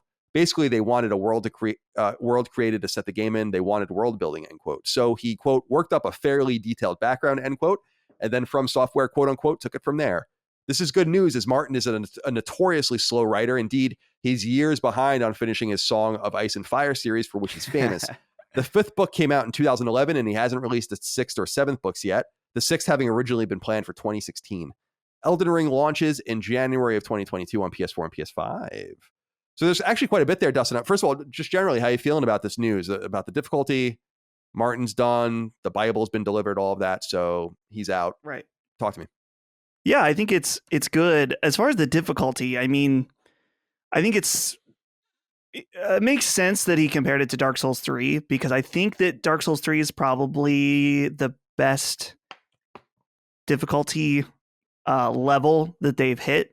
Sekiro is difficult. I think Sekiro is their most difficult game, and because it can only be played the way that they want you to play it, and there's no co-op and there's no leveling, so it's purely skill based. That's actually, I mean, that's what I hated about it at first, and then what I eventually grew to love about it. So it's a weird thing about that game, but so that makes sense to me about it being Dark Souls 3 level. Again, the open world stuff sounds super cool, and I'm just so curious. Like, I'm imagining George R.R. Martin sitting in a room in Japan with Miyazaki and a translator, and like George R.R. Martin, he's such an interesting dude, because I think he's great. Like, people have talked about, like, are you worried that you're going to die? And he's like, well, fuck you. Like, he has like this very nerdy, like, old guy voice. So I'm just imagining like this meeting, this really awkward meeting between these two like creative geniuses. But I'm very, very excited. Miyazaki, in I think it was an interview, maybe with IGN or someone else, is that he's laying it on the line. He's saying, like, this game is the culmination of everything we've done so far, citing Dark Souls and Sekiro, their Game of the Year award winner. And so it's clear to me that he feels very confident about this game. And that says a lot, because I really think that this dude has really done no wrong since he's taken up the position of director. Am I reading too much? Let me back up. Am I misunderstanding? Is this game a Dark Souls game? No, I don't think so. Because Martin says it is a sequel to a video game called Dark Souls, and the publisher of Elden Ring is the same as the publisher to Dark Souls. I don't know as much about this as Dustin does, but I would imagine that that's just because he's old, and he probably heard, oh, they made Dark Souls, I'm making a thing with them. Oh, it's like a follow up to Dark Souls, I guess. But like, but at the same time, he is like the lore guy. So you think he would know? Like, yes, so he would know like something if that was like, I don't know if he would misspeak to that degree, but I don't know. What do you think, Dustin? Yeah, I think that it's a little conflicting. You brought up the fact that he is the lore master. So for him to use that word is a little interesting. But again, he might not look at video games like we do. He may like, this is the sequel to Dark Souls, which in a way, if you're looking at it from a gameplay, this is also a sequel to Sekiro. Their games are all pretty similar in their mechanics in a lot of ways. Right, but how literal can those connections be? I guess what I'm saying is like they can't overtly set the game in Sekiro's world. I mean, it's an Activision game, right? So right. The definition of a sequel, I think, is what we're getting into, where sequel, spiritual successor, whatever. He may not view that the same way. Yeah. I don't know. You're probably right. I'm just me- curious. Well, wait. Has anyone in your community, in the community of Dark Souls or Souls fans, is there any sort of theory on if it takes place in that universe at all, or are people kind of just accepting that it's, or assuming that it's separate because of the role of Martin? Because I just was surprised that more people weren't talking about that quote when I was reading around. I'm like, he just said it's a sequel to Dark Souls, right. But you might be right. He might just be talking out of his ass. But you would assume this is where things get weird, because I would assume, I think what Chris is saying could be true, where he's an old doddering man, but it could also be that he played Dark Souls, and that he was attracted to it somehow. Somehow he found these guys and wanted to write for them or something. It could be something like that. I don't know. So he could have approached them and been like, I want to work in this world or whatever. I don't know. I'm probably reading into it too much. He did say in the interview, from what I remember, that he doesn't. I remember getting the vibe that he doesn't play games, that he doesn't or he finds it too difficult to play. I think I remember him saying something like that. And he said because somebody asked him, "Are you going to play it when it comes out?" And he was like, "No, but I'm excited to see it."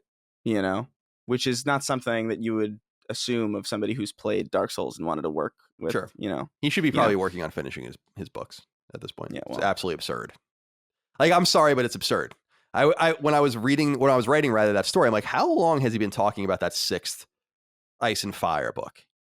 And the book the 5th book came out in 2011, and I think the first one came out in 1994.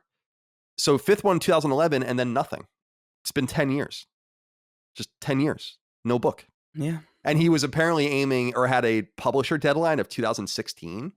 I think it's fairly clear he's never going to finish this shit. But we'll see. Yeah.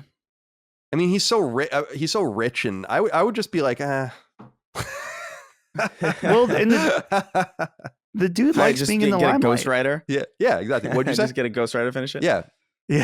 I was saying that it's clear that he enjoys being in the limelight, and he enjoys definitely working on movies. He keeps agreeing to do more and more movie or TV stuff. It's like, he might not just be passionate about it anymore, and he just doesn't want to tell people he's not doing it, because then that would be a big blow to his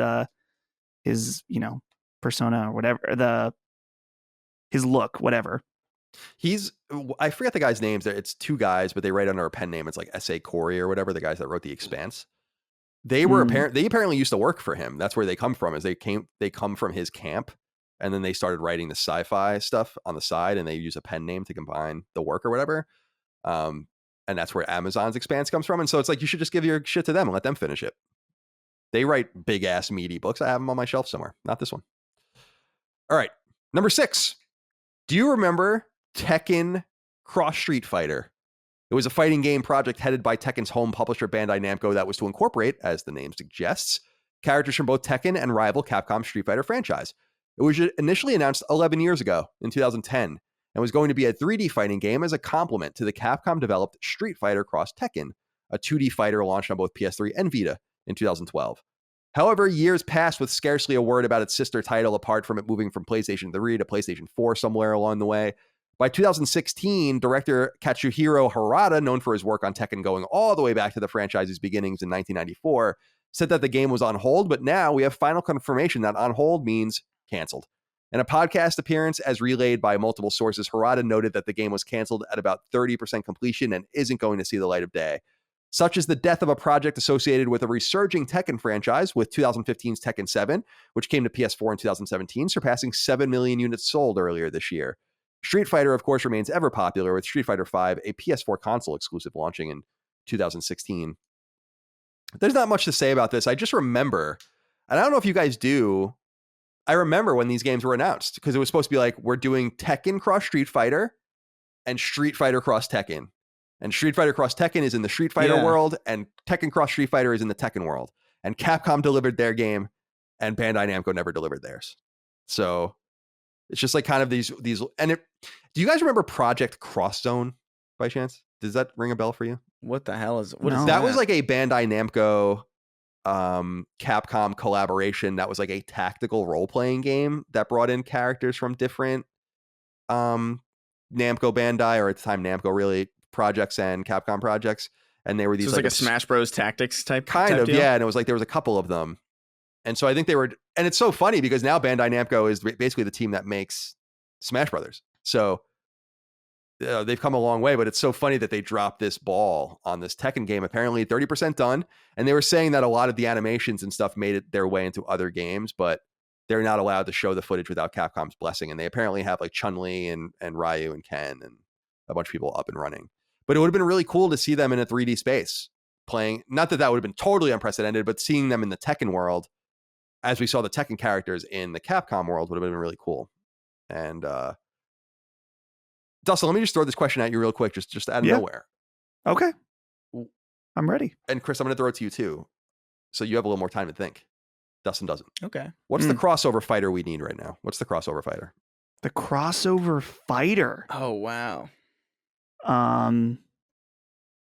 So is there any parameters here? Does it need to be fighting? No, it can be whatever you want. Games? It's just a fun. It's just a no. Because like some of the earliest crossover fighters were like Street Fighter cross X-Men and shit like that. So it's not, or it was actually called Street Fighter versus X-Men at the time.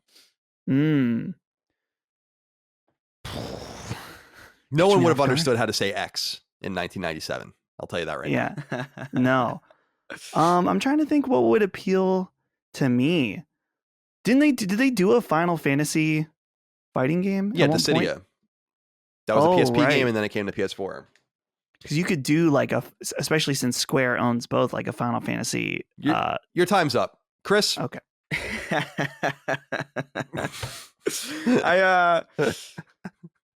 This is gonna sound insane, but I've always wanted like a Seinfeld Mugen fighter for whatever reason. I don't know why.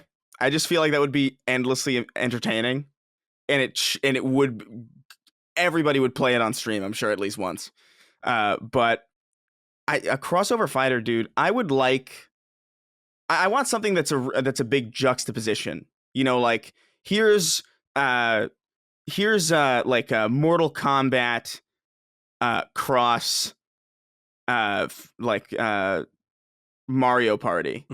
Like something fucking insane. Like that's what I would love to see. Like I would love to see just Mario get eviscerated. Like really eviscerated. I don't think Smash Brothers style. Yeah, not Smash Brothers style where he just like flies off into like a little like Pokemon blip into the sky. I mean, like just straight up, like that would be something. There was that fighter too of like all the different deities fighting. What the hell was it? Like Hades? No, not Hades. It was like I know what you're talking about because people were offended by it.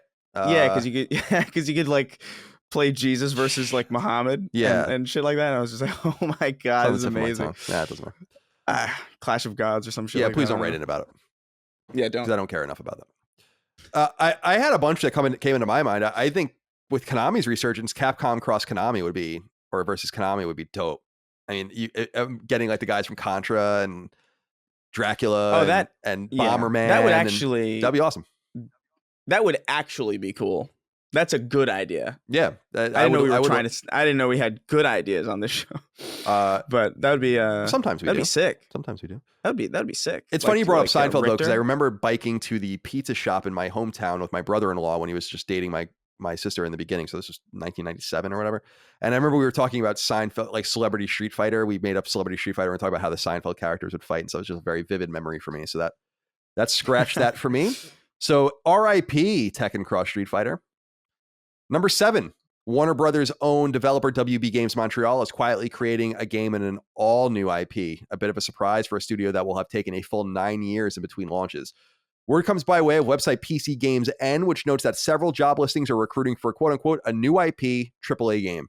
We know that WB Games Montreal is in the final stages of developing Gotham Knights, set for PS4 and PS5 in 2022, but that a second game is also coming is interesting. It's presumed to be a DC-related project, as WB Montreal has made note of working on a pair of DC projects in the past, though it has since scrubbed this from their website. It's widely assumed that this project could be a Superman game, though that's far from confirmed. However, that the studio is developing 2 projects concurrently is weird, as the team hasn't launched a game since 2013's Batman Arkham Origins came to PlayStation 3.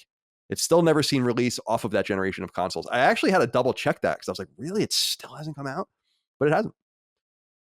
Any ideas, Chris, on what you might like this to be? First of all, I think it's super strange that they're making another game. They haven't released a game since I worked at IGN.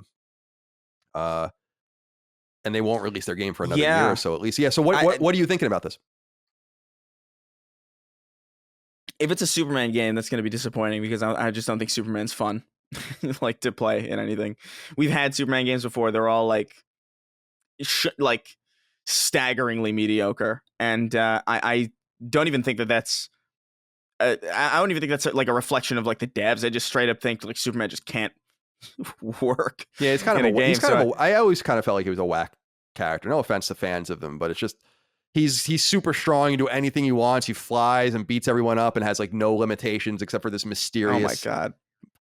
My roommate and I get into arguments because he loves Superman. He's like, he's so relatable. And it's like, I don't understand how you could possibly relate to an immortal being from another planet. Yeah, that's interesting. Was that Sweeney? Yeah, that's a Sweeney thing? Yeah, Sweeney. He loves him because he's like, oh, but he's, he can fly and he doesn't have to worry about ever like being assassinated or getting sick. But he chooses to live as a farm boy, as a humble farm boy, and it's like it's the least relatable thing in the world. If I could fly, I would not be working as a fucking farm boy. Yeah. You're out of your goddamn mind. Agreed. But yeah, like I don't know, man. I think I don't know what this could possibly be. They really have a track record of really making only like a very specific style of game, and it just happens to be something that I'm just not all that keen on. So I don't even know if like my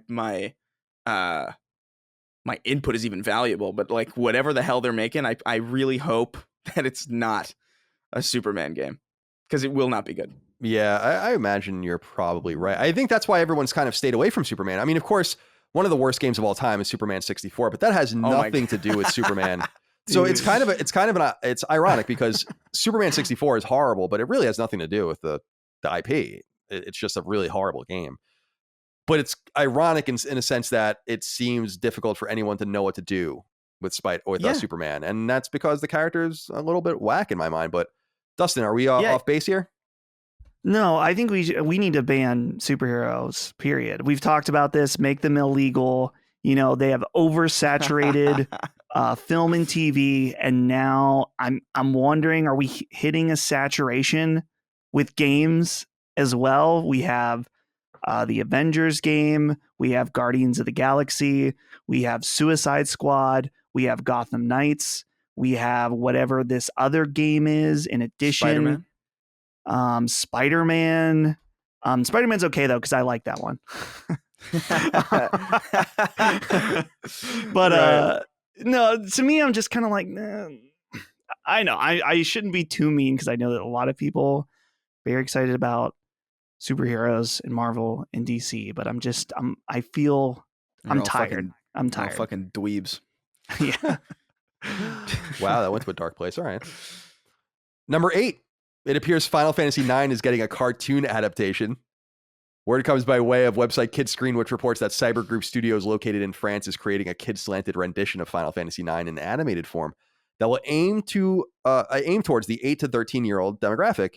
Kidscreen reports that while Square Enix has bought in on the project, including distribution, licensing, and even merchandising, the animation studio still hasn't shopped the show. Should it be picked up, it will begin production by the beginning of 2022. While Square Enix has shown incredible openness in expanding certain Final Fantasy worlds, particularly 4, 7, 13, and 14, it has completely ignored others.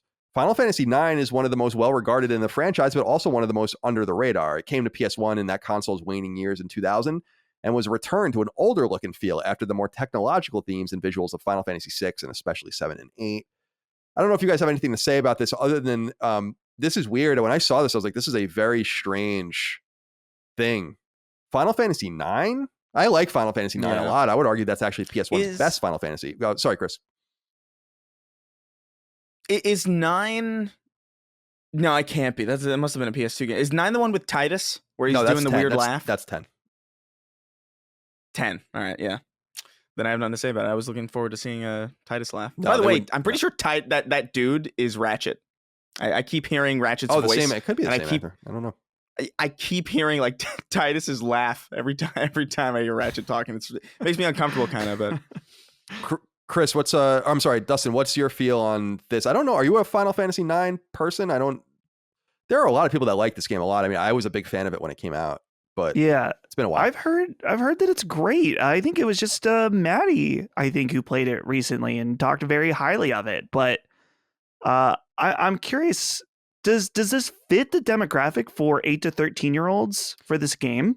Yeah, in a way. I mean, just because if you look at the character designs, because I was thinking of that too. If you look at the character designs, they are quite childlike, short and squat. You know, you think about Vivi, who's like the black mage.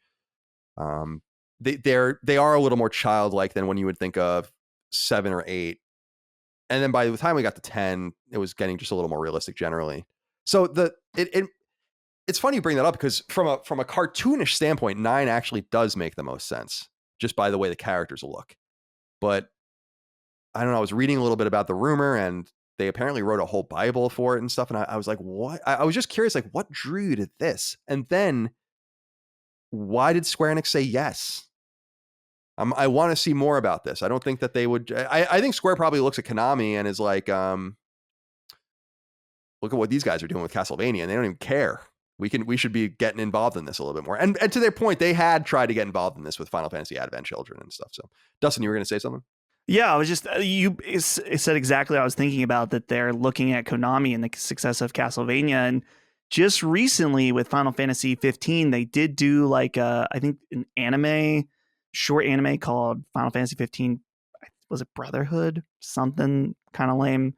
So it just makes Final Fantasy and anime seems like a perfect pairing, especially if you do like anime retellings of your old games that maybe they're not quite set for a full remake, but this is something that you could explore. So it makes sense. Yeah, I would agree. Well, we'll find out if anyone picks it up. I assume someone will.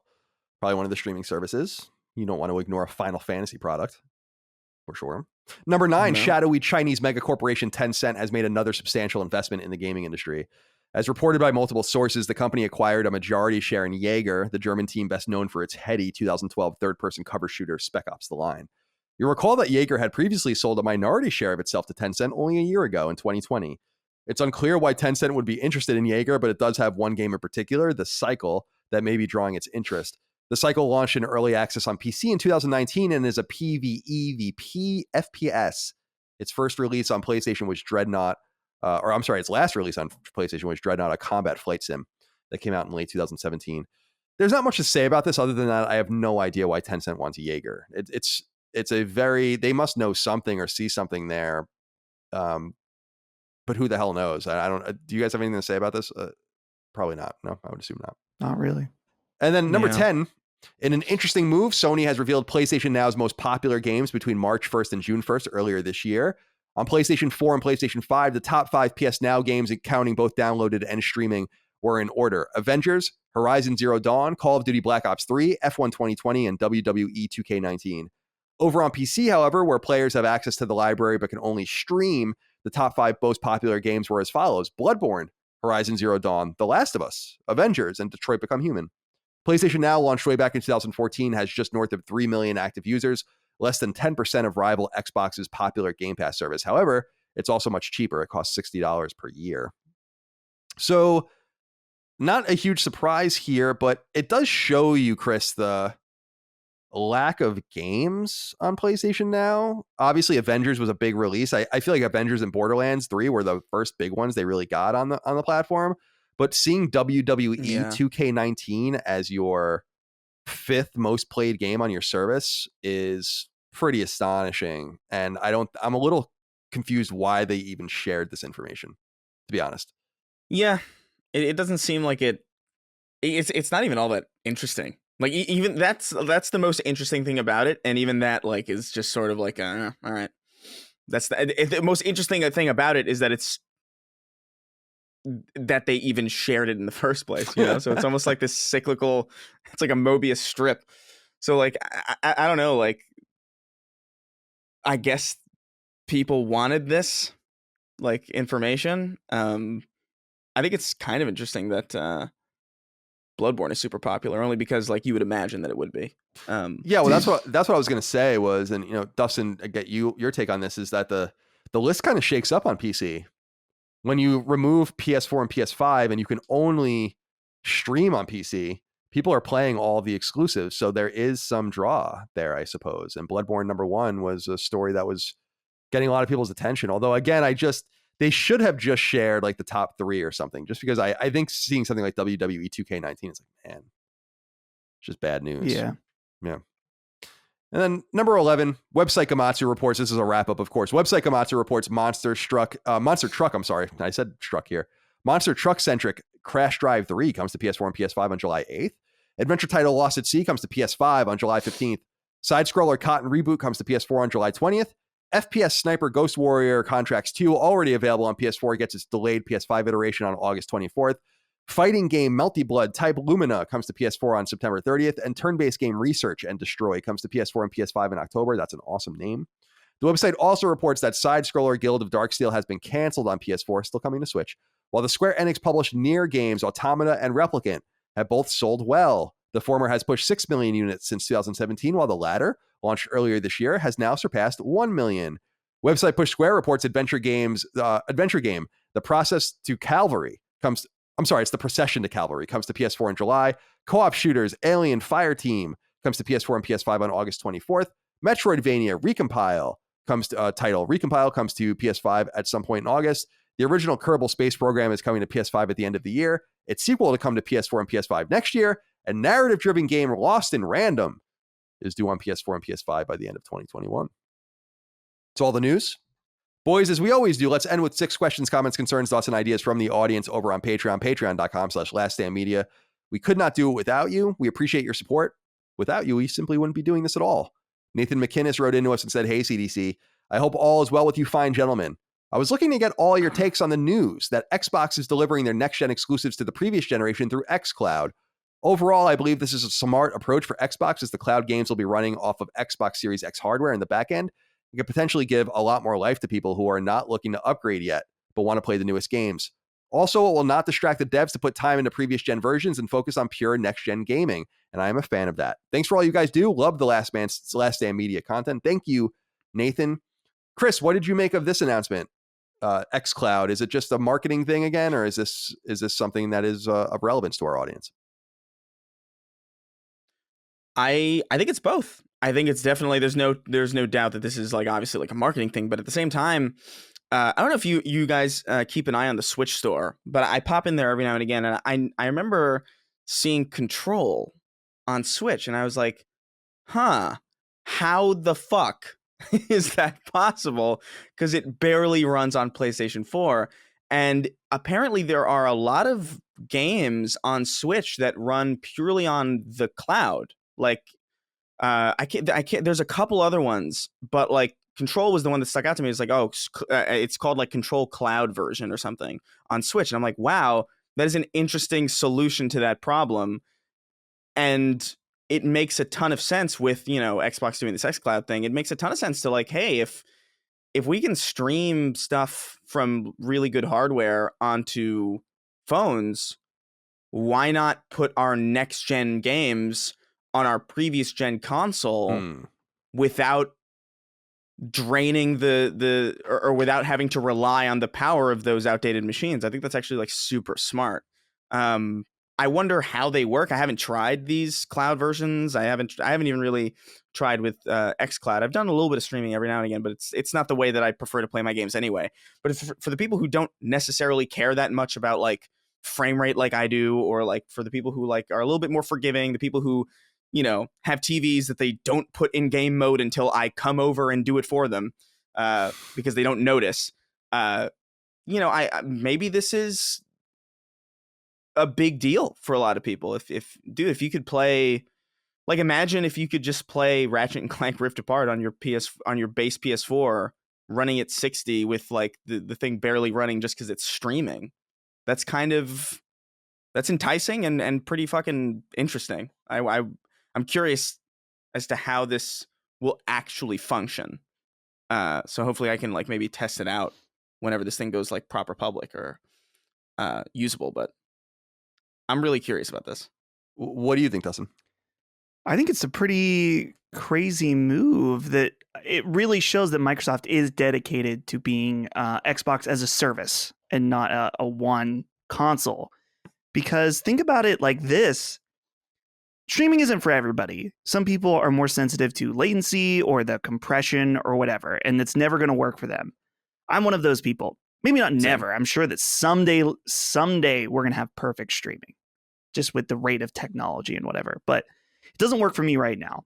It doesn't work for Chris either. And I know a lot of people. But on the other hand, there are a lot of people that stream games and have no problem with the latency. They don't even notice. And that's more power to them, if you ask me. So take a person like that and tell them, hey, if you have an Xbox One, then you can play Series X games on Game Pass through streaming. So someone can go and theoretically buy a used launch Xbox One and play Starfield on it. And if they're okay with those caveats, that's kind of crazy, actually, to think about that. So I'll be curious to see how well it works. People have been saying like xCloud has been really good, maybe not quite as low latency as Stadia, but they're continually improving it. They just enabled some Series X versions of games, like specifically Rainbow Six, they have running at 120 FPS through xCloud. So clearly it's getting better and better, but man, just the thought of someone being able to buy like a really, really cheap piece of hardware, or even by the time Starfield comes out, they might have the Xbox streaming stick or the Xbox app on your TV. And then literally all you need to do is spend $10 or $15, however much it is, and you can play Starfield. That's crazy. It's never going to remove people wanting to buy consoles, people like Chris and I who want that pure native resolution with zero or as little as possible latency, but it's very, very compelling from a average consumer perspective. It also really goes to show you how, and I know that I think The Verge wrote a really good story about this 2 years ago or so, that Nintendo or Sony really should have been first to this, and they totally fucked it up. And they were in on Gaikai. They bought Gaikai for a ton of money 10 years ago, and they just botched it. And I actually think this is a really clever way for Microsoft. It's now clear, as we were saying, that they really are going to move forward and they're going to have some sort of backwards compatibility solution to just be able to play those games natively on old hardware. It works out in every way for them. And yeah, I think it's a big deal too. I'm very impressed with this, and I'm interested to see how it all ends up working out for everyone. You'll have to give us your feedback out there. Yeah. And one thing I would also say is like, this is a far superior way of catering to your old user base than, keeping games restricted to like 2012 hardware for like base development. Like this is a great way for like, if you have an Xbox One, then you can still play the next gen version and not feel like that machine was holding it back just so that it could be made available on that platform. This is like the best way to approach that problem, I think. So it's like, I don't know, this is really cool. Yeah. Fascinating. I think so too. Shit. Very well said. We'll keep a close eye on this, obviously. Cole Bullis wrote into us and said, Colin, you often mention that high-level publisher executives have been media trained before revealing or talking with the press about a big game. But what specifically do you mean by that? Are they mock interviewed by people in marketing? Do they practice not saying and like when they speak, or what? I've heard you say this in podcasts for years, but surely I'm not the only one who would like more information on what you mean by media training. Thanks for all the great podcasts. It's quite straightforward. And I had media training at various times too, although I don't remember any of it really, when we were talking about things at IGN and I was doing interviews and stuff. But basically you just sit down with the various powers that be. It could be even as simple as HR, but usually marketers, and you might even hire external people to come in, and you just want to make sure that people stay on their scripts, that they don't go off the reservation, as it were, and that they're prepared for all eventualities and in the things that they might be asked. And to know, this is where the famous, although they don't use it anymore because they don't even talk to anyone, but Sony used to famously say, we don't comment on rumor and speculation. I mean, that's where that line came from, because that was the answer. It's like, we don't comment on rumor and speculation. What do you think of this? We don't comment on rumor and speculation. That's media training. And when you hear that enough, and then you hear it coming from different people's mouths in an organization enough, you realize that they were media trained. That's why that saying, that particular quote, will always be associated with PlayStation in the gaming industry. So it simply means taking your people. If you're going to take your devs, you might go to a dev team. Sucker Punch used to do this. When they would show games, you go to your dev team and you find like some of the most likable people. You find some of the guys that have the most gregarious personalities, and you take them and you bring them to E3, and you give them training on how to deal with people. And they already have a very outward nature. They know about the game very deeply. You don't want to put someone who's shy or whatever. So that's basically all it is. Yeah. There's nothing to it. That's what it means. Yeah. Like Hugo Martin over at id, who like became like a fucking a perfect soul to the entire community. Right, exactly. Like you find the I was making fun of it. It can go too far. Like Phil Spencer is media trained to the nth degree. It's annoying. That's why it was so refreshing to see Pete Hines and Todd Howard speak. You can tell that Bethesda isn't in that same wheelhouse of media training, and that they will be very soon, I think. But that's basically all it means. Chris Kenningham wrote in and said, "Hey, CDC, first time writer, long time listener. My question for you guys is this. Do you have or would you get any gaming related tattoos? I recently just got the sacred symbols tattooed on my forearm in a sketch style in their respective colors. Thank you.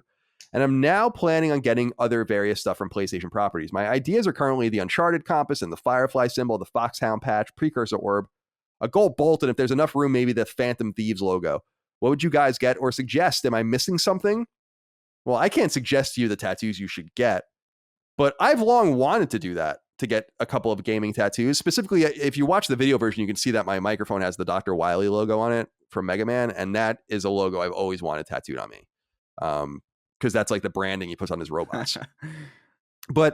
And I want to get the Cobra logo tattooed on me too from G.I. Joe, but I don't know that I would go the full like leg sleeve thing or anything. My arms are already taken up with my history tattoos, so I can't go there. But Dustin, do you want to get like, Monokuma tattooed on your ass or anything like that? Well, that's the thing. I already have one, so I'd have to get Monami instead on the other cheek. But I've thought about this, actually. The thing that always worries me is that eventually, like, for example, I've thought, like, I loved Pokemon when I was a kid. It would be cool to get some kind of cool Pokemon tattoo. But then I'm like, I don't like Pokemon anywhere near as much now. What if eventually Pokemon like turns to complete shit, and then it's like, What if Pikachu comes out as a child molester? I know it's you never know in this day and age what's going to happen. So, and that's the thing. I don't know. Like, I guess what's important, because Colin, like, even though there's been some shit with Mega Man, right? Yeah, it doesn't take away from that original Dr. Wily. Yeah, I don't know logo. what you're going to be able to do to Dr. Wily. Like, I guess you could imagine, and I guess I'm kind of half kidding here, but you can imagine some reboot of Mega Man where Dr. Wily is like a white supremacist or some crazy shit like that. Then you have this logo on you and you're like, oh, God damn. But hopefully they don't do that to Mega Man. And it's almost because it's like we've made fun of the people naming their kids Khaleesi, which is the fucking funniest thing ever. Which is who literally, first of all, it's weird. Second of all, it's hysterical considering the way it all ended. So yeah, it's a little bit dangerous to do that, but I liked his ideas. Like, I like simple things like a gold bolt. That's not, first of all, it's not going to look very good on your skin of gold, but so you have to rethink that. But if you got like a bolt or just a few things like from games that you really like that were just things maybe even only a few people would recognize from that game or like real fans of it. I think that's almost neater than being very overt and putting like Nathan Drake's head on your fucking back or something like that. Chris, where do you stand on this? Yeah, I think that's the way to go about it. It's something a little bit more subtle. That is, you don't want. I am of the mind, like personally, like because I do want to get a sleeve eventually, but I don't want any words on me. Like, I don't want people reading me. I don't want like a logo that's like I wouldn't want Halo like tattooed across my chest like a psycho, you know what I mean? But if I were to get something from that universe, it would be very specific and something that like if you looked at it, you would just think, oh, that's nice art. And if you understood it, you'd be like, oh, I know what that is. And that's like kind of like that's a fun part of conversing with like, people who have tattoos in the first place. It's like, oh shit, I love that game, or like, oh, I love that movie, or like, oh, that's my favorite album, whatever. But it never like says what it is. And to me, that's the sweet spot. You don't want like just logos all over you, like it's in like you're a NASCAR driver. You know, for me, like I wouldn't want like, because so many logos also follow the same exact fucking. It's like, what is it? It's like it's a circle with a thing in it, and then like another circle. It doesn't like go well on a. It doesn't form a very nice image, right? But as far as gaming tattoos, I don't have any yet, but I've always wanted the BioShock chain. Right, that's right. On the wrist. Yeah, that would be cool. I've wanted that for a long time. I have a friend of mine who has the Oddworld Abe's hand tattoos on both of his hands, and it looks so sick. But like, you would have no idea what that was if you were a normal person and didn't play and you'd have to Oddworld. explain that to a woman as well, which is not going to necessarily go well.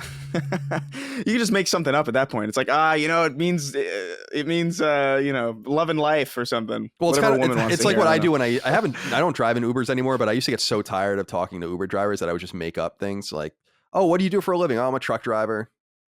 Yeah, I do the same thing. Yeah, like it's just like, because I'm so sick of the same old thing. So having those tattoos would be an invitation to nightmarish conversations for the rest of your life. So beware. But as far as I like your little, like the Phantom Thieves and Gold Bolt, and the I don't know how you're going to get the precursor orb, the box sound patch. Nice little combination of things. I like the Firefly logo a lot as well. That would be a cool thing to get, but it's unclear. You got to be careful because this is a good example. We don't really know much about the Fireflies. We really don't know much about them.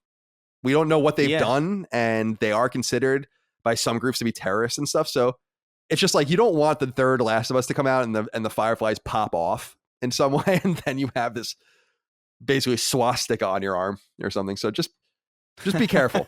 That's my big thing with fiction. And if I knew people were getting shit tattooed on them, like at like something I made where and I would just totally like, just to fuck with it. Like the whole Khaleesi thing is a great example. Like I wish that they knew, I hope they knew that like Khaleesi was like the 19th biggest name last year. And it's like, well, let's make that bitch crazy. Yeah. Ruin it all. Yeah. It's like, I remember getting I can't remember if it was like a DM or I was tagged, but like on Instagram, I remember seeing somebody tattooed artwork of me on their arm. No. Also. I'm not even kidding. And I remember thinking like, don't do that.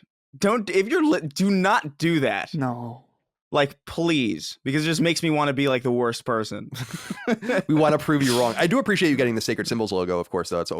That's got to be fun for Dagan, especially because he designed all this stuff. So wait, that's a safe one too, because like if he ends up hating us in like 2 years and blocking us on Twitter, he could just be like, it's just PlayStation. Yeah. Well, is he referring to Sacred Symbols proper, or is just maybe he just got the Sacred Symbols? Let me see what he says.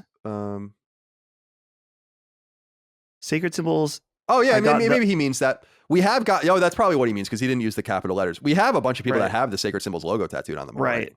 You were about to join an esteemed group, but then Dustin fucked it up. Next question comes from Andrew Arana, who wrote in and said, "Hey guys, love the show. I take issue with your distaste with the announcement of Deviation Games in Haven. Don't forget about Firewalk. I really feel like you're complaining for the sake of complaining. I sometimes do that, Andrew. My argument would be that these announcements Sony is showing that they are making deals and exclusives are coming. Also, on the most recent Sacred Symbols Plus episode, Colin mentioned that he likes the mystery of studios working on something unknown, but then gets mad at Deviation for keeping their game a mystery. In 3-year trailers for these games will be shown, and none of these studio announcements will matter. Honestly, they are only controversial because you're making a big fuss out of it. I think simply saying, oh, cool, is a much more rational response as opposed to if they've lost their chance to make a big splash. No, they haven't. The big splash is when they announce the game, not the studio. Apologies for the long post. Don't roast me too hard. Love all three of you. Thank you, Andrew, for writing in. I just totally disagree. I just feel like I don't agree with you at all. I don't think that Sony, these studios could have made themselves known. You have a website, you put stuff up on Gamma Sutra. If you're like, hiring, maybe you're on LinkedIn and Glassdoor, and there's mystery growing and no one knows you're working on a AAA IP. That's all it would say. This is the way most games are made. So I totally disagree with this notion that it doesn't matter. Of course, the game, first of all, if the game trailers are shown in 3 years, they really fucked up announcing these games or announcing these trailers that early. But apart from that, I just feel like, why not just keep it all quiet until you have something to show?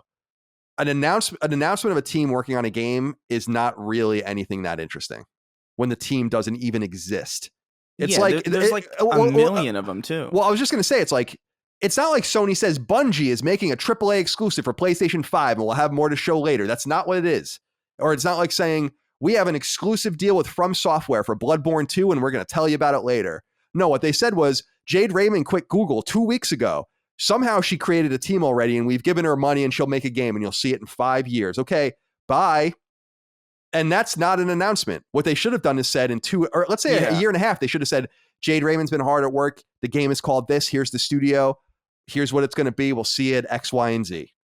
And you can't put that smoke back in the chain. Go ahead. Yeah, or like a code name or something, like just or like a little trailer, like a tease. There's something that is more substantial than just like announcing a team like on Twitter. I think the thing that's really, you've only got one first impression, like, right. And I understand that there's a lot of people who like don't pay attention to the granular parts of the industry that are just like, they didn't hear about this, so their first impression will be the trailer. And I understand that that's a valid point. And I think a lot of people probably are in that camp where they're like, they still have their chance to make their first impression to the majority of people. That is true. I just think the nature by which they announced these studios felt like they were scrambling. Yes. It felt like it didn't feel like a confident announcement of like a cool thing that they had a lot of faith in, because there's nothing there to have faith in yet. It's just a bunch of people working on a thing, which is not unique at all. There are like hundreds of developers working on a thing right now, hundreds of studios working on things right now, and maybe 10% of them will be noteworthy. It's not, I just feel like the way that they went about this, especially because it's Sony, who should have a cooler head and generally does do a good job of unveiling things, to just kind of say, here's Haven, here's Deviation, we've got nothing, maybe you'll see something in 5 years. That just seems to me, if you take that moment in time and analyze it in the greater context of what's going on in the industry, it seems like Xbox is in the press a lot. They're doing a lot of things. People keep talking about Game Pass. We have to have something. And that's what it came across. I don't know if that's the reason, but it comes across as like very like haphazard, very unplanned, very unprofessional, very scrambled, like just something to get into the consciousness, almost desperate, it seems. Yeah. And that's what we're talking about. It's not that like, I understand that, again, many people haven't heard about this, and they will see Deviation Games and Haven's game when it has a proper trailer, and that'll be the first impression for most people. But I just think the very initiation of this announcement in the first place indicates a lack of confidence in some way. Yeah. And it's just weird. I understand that. I want to expand on that in a little bit, because you're right in the sense that the first impression does matter in some way, even though but some people will not be aware of that in first impression. That's always the case. But I just don't understand the power of saying like, oh yeah, we have a team that's working on a PlayStation game. They can't say anything about it, but they're working on it, and maybe one day you'll see it. Dustin, I just feel like, wouldn't it have been better? I wish I almost was. You almost wish you were like an advisor there sometimes, and they're talking about this stuff, and you want to be like, guys, wait, don't do that. There's no reason to do that. Your console is selling like hotcakes. Right. You have some, you're big. You got Returnal and Ratchet out.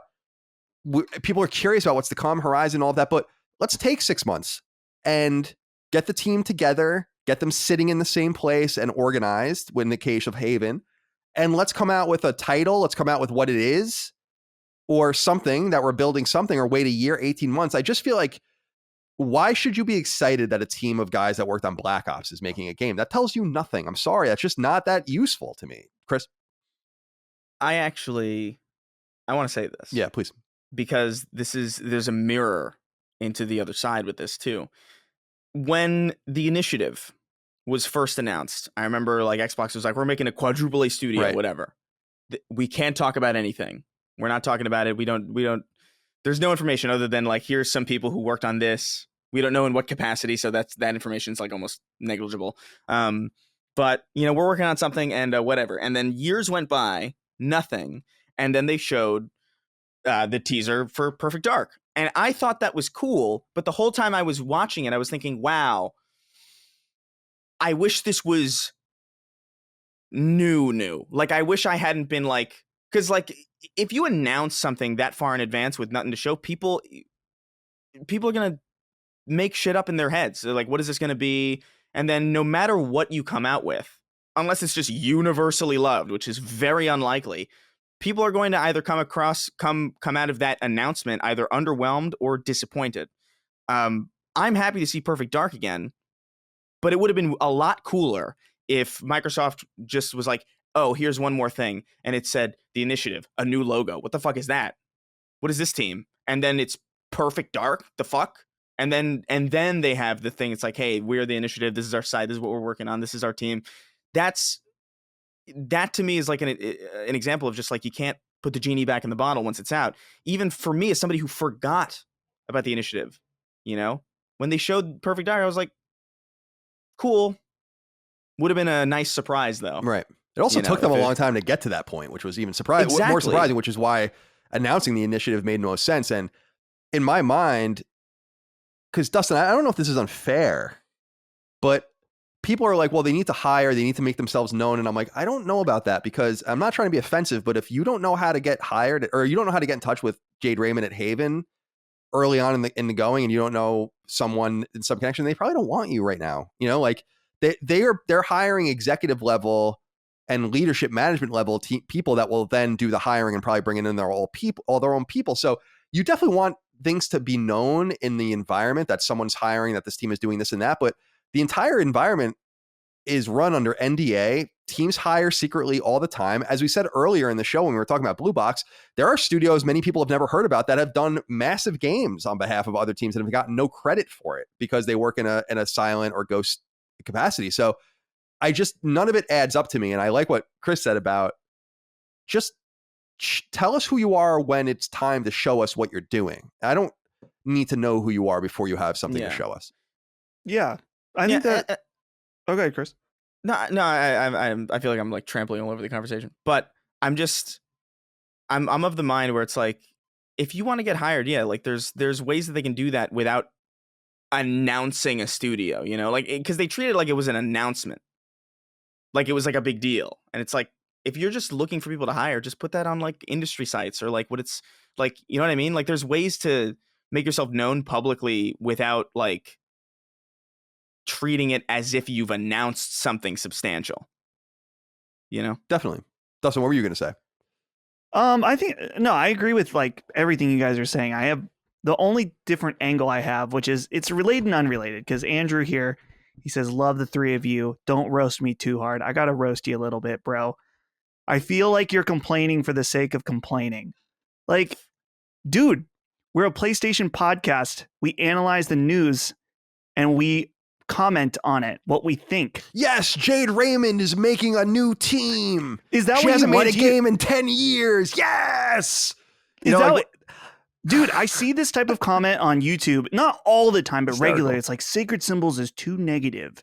And I'm like, sorry, this is just, we're just saying people come and listen to the show because they think we have interesting thoughts, and that's what we're going to provide. It's not complaining for the sake of complaining. That is a ridiculous statement.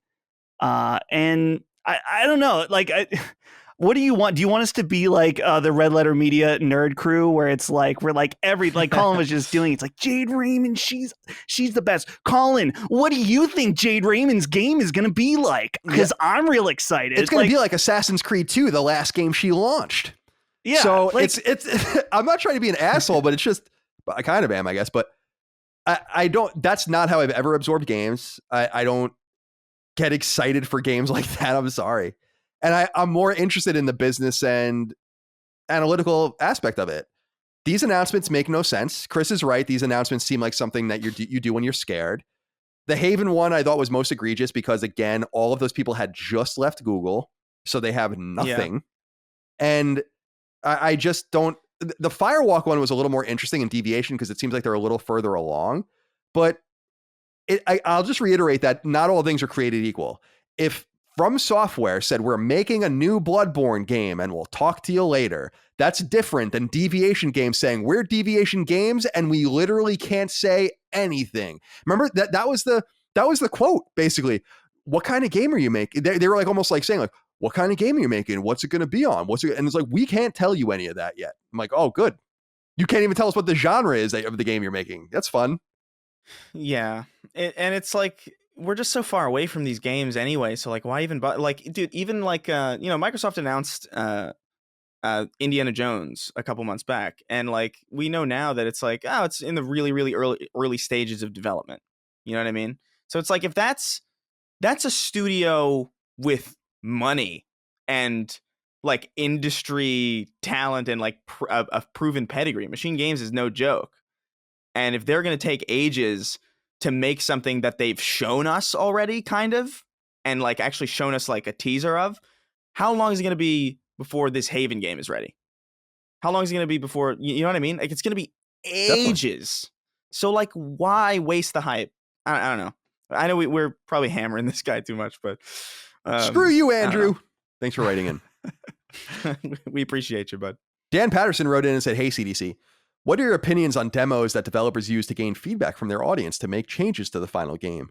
I recently finished the Final Fantasy Origins demo and took the survey as an opportunity to help them improve the game. They have a long way to go, but I hope my input leads to actual improvements. This was also done with Bravely Default 2, and I feel the user feedback helped them to improve the final product. Do you all want to have a say during development, or do you feel that's what internal playtesters are for? Thanks, and keep up all the great content. All right, so I know that this goes multiple ways. I know that people feel differently about this, and I appreciate that. I will say this. I don't want to test your game. I don't want to have anything to do with telling you how to make the game. You make the game, and then you sell it to me, and I play the game. And that's the way this is going to work. And we often make fun of like these betas that are really like so close to launch that they're really just pre-order churns and they're trying to just make more money and they can't really change anything in time. And then these games still come out broken anyway, sometimes catastrophically broken. And we were seeing recently even games that people are excited about, that D&D game on Game Pass, like is a fucking travesty apparently, right? So yeah, it just, you make the game. This is what I've been saying about Dreams, right? And Media Molecule. You make the game and you do all the work, and then I'll buy it and I'll play the game myself. So I have no interest. I don't like demos generally speaking, but demos where it's like, because there are a lot of demos too where you get NDA'd and then you give like real feedback and stuff. And that's cool. And I guess it's empowering, but it's not what I want to interact with that like that any more than I want to listen to like the next cut of the 311 record and be like, oh, I think the snare is a little too loud.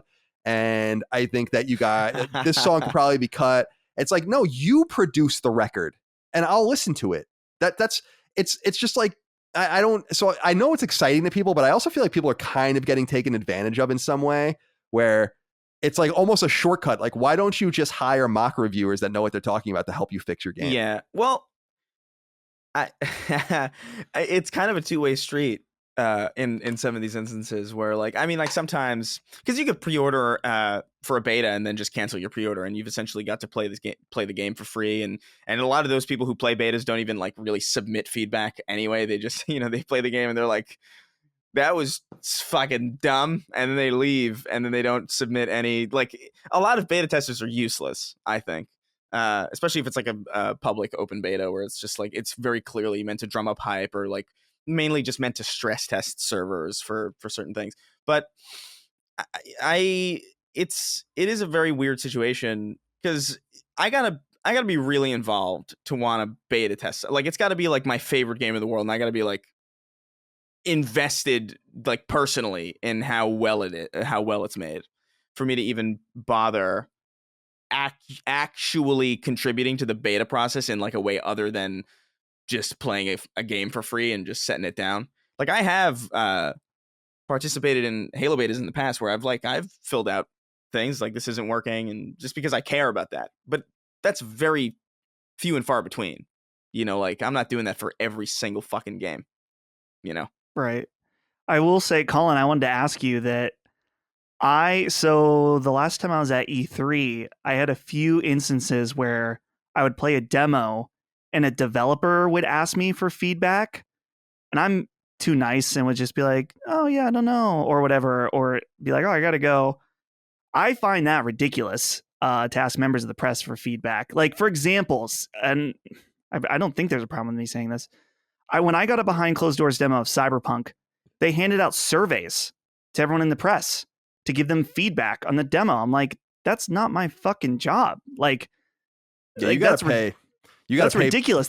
You should pay someone for that. Right, exactly. And that was because I've given a lot of feedback too, and I talk candidly about games before they come out. People ask, and I'm in the thank yous of some games because I help them. And I think a notable version is Guacamelee, where it was I had specific and like really strong feedback for them. I'm like, you got to get this game on the D-pad and off the analog sticks. You must get this game off the D-pad. And then they did because of what I said. And they were so grateful that they listened to that. They put me in the credits of the game. So those things happen, and that's really cool. But generally speaking, I always look at it as like I am a video game expert. And if you want my feedback outside of my shows and stuff, you're going to pay for it. If you want me to if Sony would never do it. But if you want to, XYZ wants to approach us and say like, what do you think of this game? And I'm like, well, here's my rate, and I'll write you up a very thorough series of thoughts about what I think of your game. But I'm not going to just take my 35 years of gaming experience and be like, well, blah. And by the way, I'm in the media. And by the way, this is totally cross-wired and fucked up. And no wonder no one trusts the press. Yeah. And finally, Declan H wrote into us and said, hey, CDC. So a couple of weeks ago, we first heard about PlayStation's intentions to bring their IP to the mobile market, with Jim Ryan going as far as to say that we will see something in the mobile space sooner than we may think. I'm sorry. While mobile games at a surface level have never really gotten my attention for very long, I can't help but think that something like a port of the Ratchet and Clank Vita collection would be perfect when combined with a backbone or raised Kishi controller Razer. What do you guys expect we will see from PlayStation's new mobile venture? Is it just going to be the Last of Us Match 3 games? Or do you think it could pave the way for a Vita-like experience that some of us are so desperately missing? I will say this, that someone had brought up the possibility. It's like, Colin, what if they build trophies into this thing? And I was like, oh no. Shit. So that was a revelation I had, where maybe I will give these games a chance. But you know what game came to mind for me? And I'll give you guys a chance to pitch your own.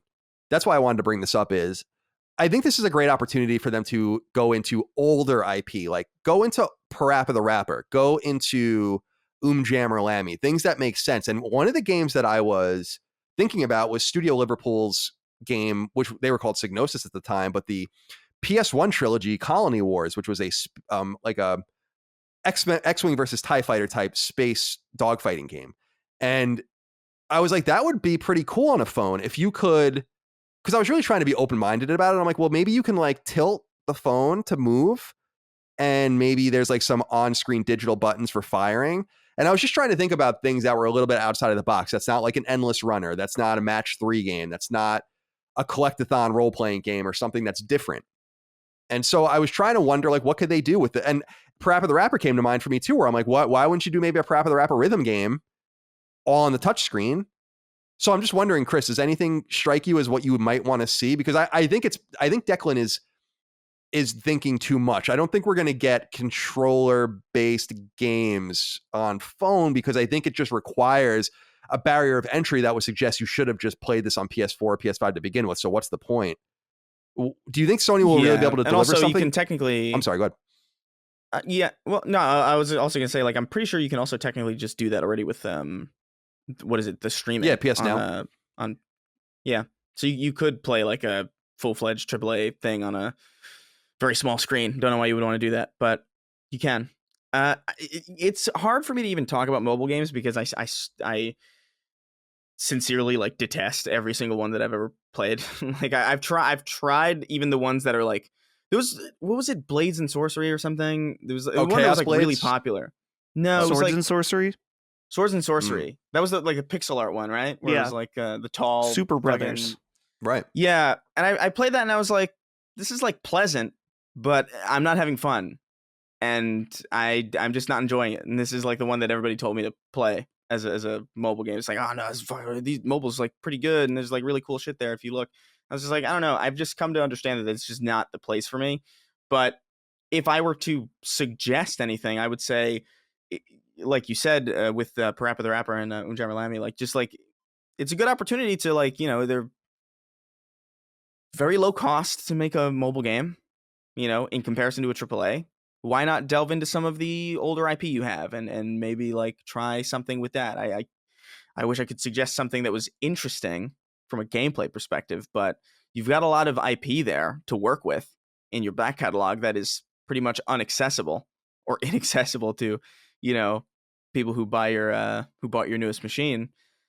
Maybe do something with some of those properties that would easily scale to something like a phone.